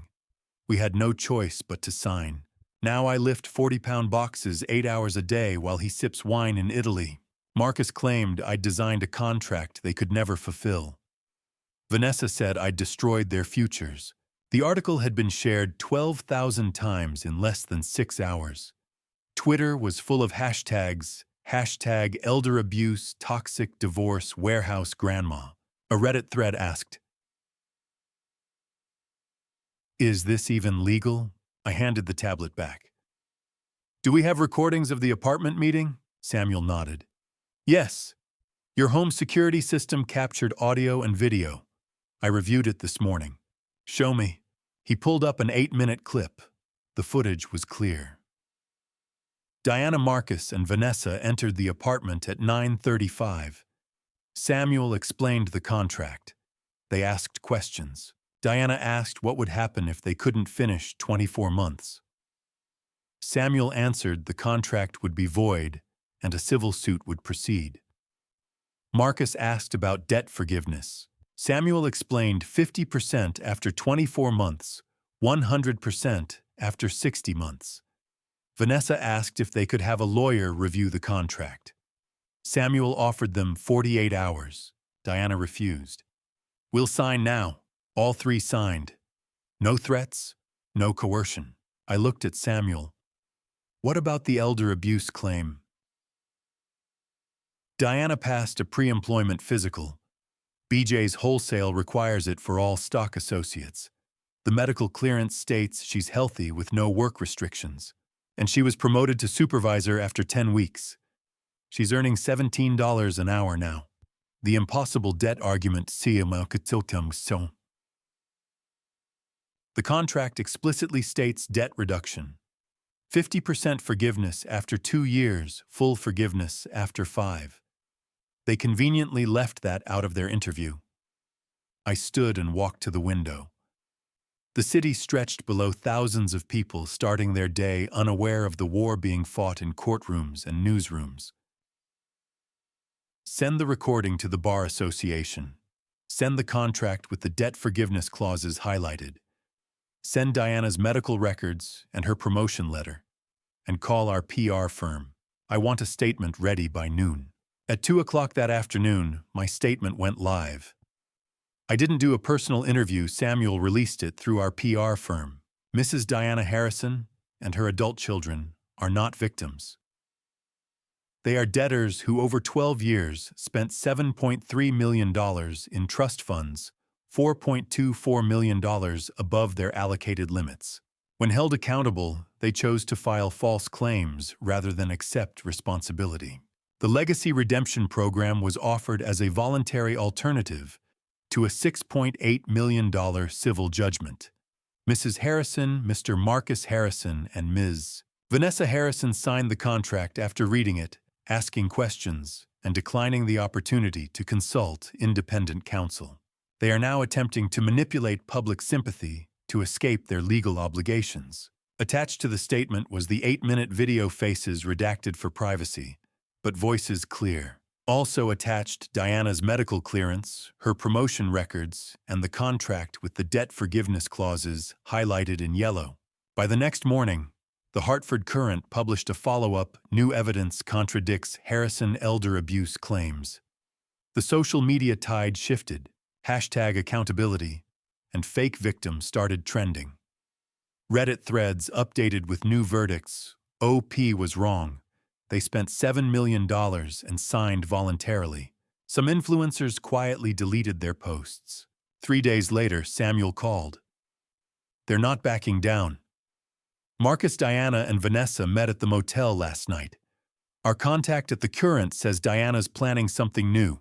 What? We're not sure yet, but be careful. I found out a week later. Marcus had hired a private investigator, a firm called Discreet Eye Investigations in Stamford. The assignment, a full background check on Elena. Past relationships, financials, student complaints, anything they could use. The fee was $2,000. Marcus paid with a check from an account he'd opened using Diana's social security number. Samuel called me in Tuscany. Marcus hired a PI to dig into Elena. They're looking for leverage. I was sitting on the terrace watching the sun set over the vineyards. Let them dig. Elena's been a tenured professor for 20 years. Her record is spotless. What if they fabricate something? Then they'll add defamation and extortion to their list. How's the ethics complaint? Dismissed this morning. The recording killed their case. Good, I said. Desperate people make mistakes, and I'm ready for theirs. That evening, I told Elena about the ethics complaint. She laughed. They filed a complaint against you for what? Elder abuse, coercion. Sartika, and now they hired someone to investigate me. Apparently. She laughed again, harder this time. Good luck to them. My wildest secret is I once gave a student a B+ instead of an A- because he interrupted me during a lecture. I hope they enjoy wasting $2,000. I took her hand. The sky was turning orange and pink, the kind of sunset you only see in Tuscany. This is almost over. One more move from them and they'll destroy themselves completely. The next day, I received an email from Samuel. The subject line read, "Game over." Marcus had accidentally forwarded the private investigator's report to Melissa Vaughn at the Hartford Courant instead of Diana. A simple mistake, wrong name in his contact list. The report was 8 pages long. Conclusion: Dr. Elena Winters, no adverse findings. Exemplary professional record. No complaints, no scandals. But the real problem wasn't the report. It was how Marcus had paid for it. He'd used a check from an account opened with Diana's social security number. Identity theft. The Hartford Police Department was opening a case. Samuel's email ended with a single line. They just buried themselves. I closed the laptop, poured a glass of wine, and watched the sun disappear behind the hills. At 7:30 in the morning, I sat on the stone terrace of the villa, a cup of espresso cooling in my hand. The hills of Montalcino stretched before me, rows of grapevines turning gold in the October light. A thin layer of fog clung to the valley below. Somewhere in the distance, a church bell rang twice. My laptop was open on the wrought iron table. An email from Samuel sent overnight waited on the screen. The subject line read, "Monthly Report, Legacy Redemption Program, Month 5. Samuel's note was brief. Robert, all 3 participants remain in compliance. No missed shifts in 5 months. Performance reviews attached. Ethics complaint was formally dismissed last month, no merit found. They've been quiet since then. I scrolled down to the individual reports. Marcus James Harrison. Line cook, Olive Garden, New Haven. $19 per hour for the first 4 months, promoted to $21 in month 5. Perfect attendance. 0 absences. 0 late arrivals. The note from his manager caught my attention. Chef Margaret has recommended Marcus for the sous chef training program. 6-month apprenticeship, $24 per hour upon completion. Marcus has shown exceptional reliability and a willingness to learn. Another line. Marcus purchased a used bicycle to commute 4 miles daily, saving bus fare. Co-workers describe him as quiet but dependable. Vanessa Claire Harrison, call center representative, Concentrix, Hartford, $16 per hour. Customer satisfaction score 93%, top 5% of her team. A note from her supervisor. Vanessa has enrolled in an evening accounting course at Capital Community College. Tuition is $580 per semester, paid through a wage deduction plan. She volunteers to train new hires and handles difficult customers with patience. Diana Catherine Harrison, stock supervisor, BJ's Wholesale Club, Bridgeport. $17 per hour for the first 4 months, promoted to assistant manager trainee at $19 in month 5. Her store manager's review exceeds expectations, improved team efficiency by 12%. Diana organized a fundraiser to help a coworker pay for her daughter's emergency dental surgery. She contributed $50 from her own wages. Perfect attendance. Worked through knee pain, now using a brace provided by her employer. I closed the laptop and leaned back in my chair. The sun was climbing higher, burning off the fog. A breeze carried the scent of rosemary and thyme from the garden below. 5 months ago, Marcus had broken into my house with a hammer. Now he was being recommended for a promotion. Vanessa had spent $380,000 on photography equipment she never used. Now she was studying accounting at night. Diana had claimed I'd destroyed her life. Now she was helping a coworker pay medical bills. I picked up my phone and typed a reply. Continue monthly reports. No changes to contract terms. If they complete 60 months, I'll reinstate their beneficiary status at $85,000 per year. I sent it and set the phone down. At 9:30, Elena and I climbed into the Porsche. The top was down. The morning air was cool but not cold. I turned the key and the engine rumbled to life. We drove south on the SP-14, the narrow provincial road that wound through the vineyards. The road curved around the hills, 2 lanes of asphalt threading between rows of Brunello vines. Elena wore sunglasses and a linen scarf. Her hair lifted in the wind. She laughed when I accelerated through a sharp curve, the tires gripping the road, the engine growling. At 11, I pulled over at a viewpoint overlooking the Orcha Valley. The fortress of Montelsino stood in the distance, a stone tower against the pale sky. I turned off the engine and sat still for 30 seconds, listening to the wind move through the olive trees. I reached into my wallet and pulled out a photograph. It was old, creased, faded. June 14th, 1980. Diana in a borrowed white dress holding a bouquet of carnations. Me in a rented suit standing on the steps of the New Haven courthouse. I looked at it for 10 seconds. I thought I loved the woman in this photograph. But that woman is gone. Maybe she never existed. I didn't throw the photograph away. That would have been melodramatic. I folded it carefully and slipped it into the back pocket of my wallet, where it wouldn't be seen unless I went looking for it. Elena didn't ask what I was holding. She just reached over and took my hand. At 12:30, we returned to the villa. The kitchen was cool, the stone walls thick enough to block the midday heat. I filled a pot with water and set it on the stove. Elena sliced tomatoes San Marzano, bright red, still warm from the garden. While the water boiled, I told her about Samuel's report. Marcus is training to be a sous chef. Vanessa's taking accounting classes. Diana organized a fundraiser for a coworker. Elena smiled. Sounds like they're becoming the people you hoped they'd be. I shook my head. I didn't hope for anything. I just gave them a choice, and they chose to try. Do you think they'll finish the 5 years? I thought about it for 5 seconds. I don't know. But for the first time in 45 years, I don't need to know. What they do isn't my responsibility anymore. At 6:30, the sun began to set. Elena and I sat on the terrace with 2 glasses of Brunello di Montalcino, a 2015 vintage from a vineyard 3 miles down the road. The sky shifted from orange to violet to pink. I thought, for 45 years, I was someone's husband, someone's father, someone's ATM.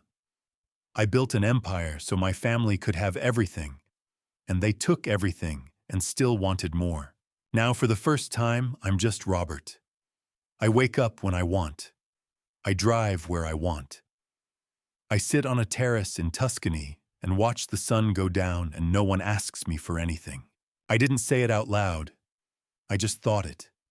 I didn't destroy them. I freed them. And I freed myself. Elena rested her head on my shoulder.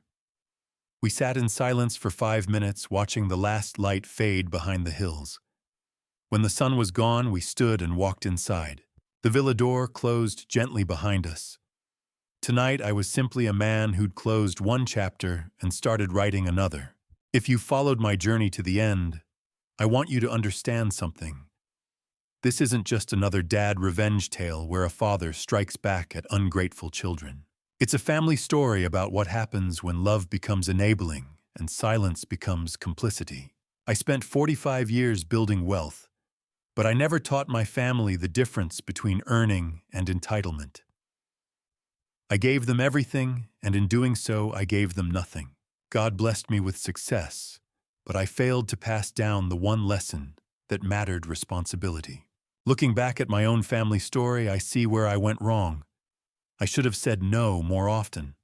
I should have let them struggle earlier when the stakes were smaller. Instead, I waited until the damage was catastrophic, and my dad revenge became the only language they understood. Don't be like me. Don't wait until your children are 34 years old to teach them accountability. Don't mistake silence for peace or spending for love. And if you must take action, if dad revenge is the only path left, make sure it leads somewhere other than bitterness. Mine led to a terrace in Tuscany, but it could just as easily have led to a courtroom with no winners. This family story isn't a blueprint. It's a cautionary tale. Teach your children early, set boundaries, and when they fail, let them feel it while you're still there to catch them. If this resonated with you, please leave a comment sharing your thoughts, hit that subscribe button, and share this with someone who needs to hear it. Your support means everything. Thank you for staying until the end. I want to be clear, parts of this narrative contain fictional elements crafted for educational purposes. If this content isn't for you, feel free to explore other videos that better suit your preferences. One last thought. Freedom isn't something you give. It's something you earn.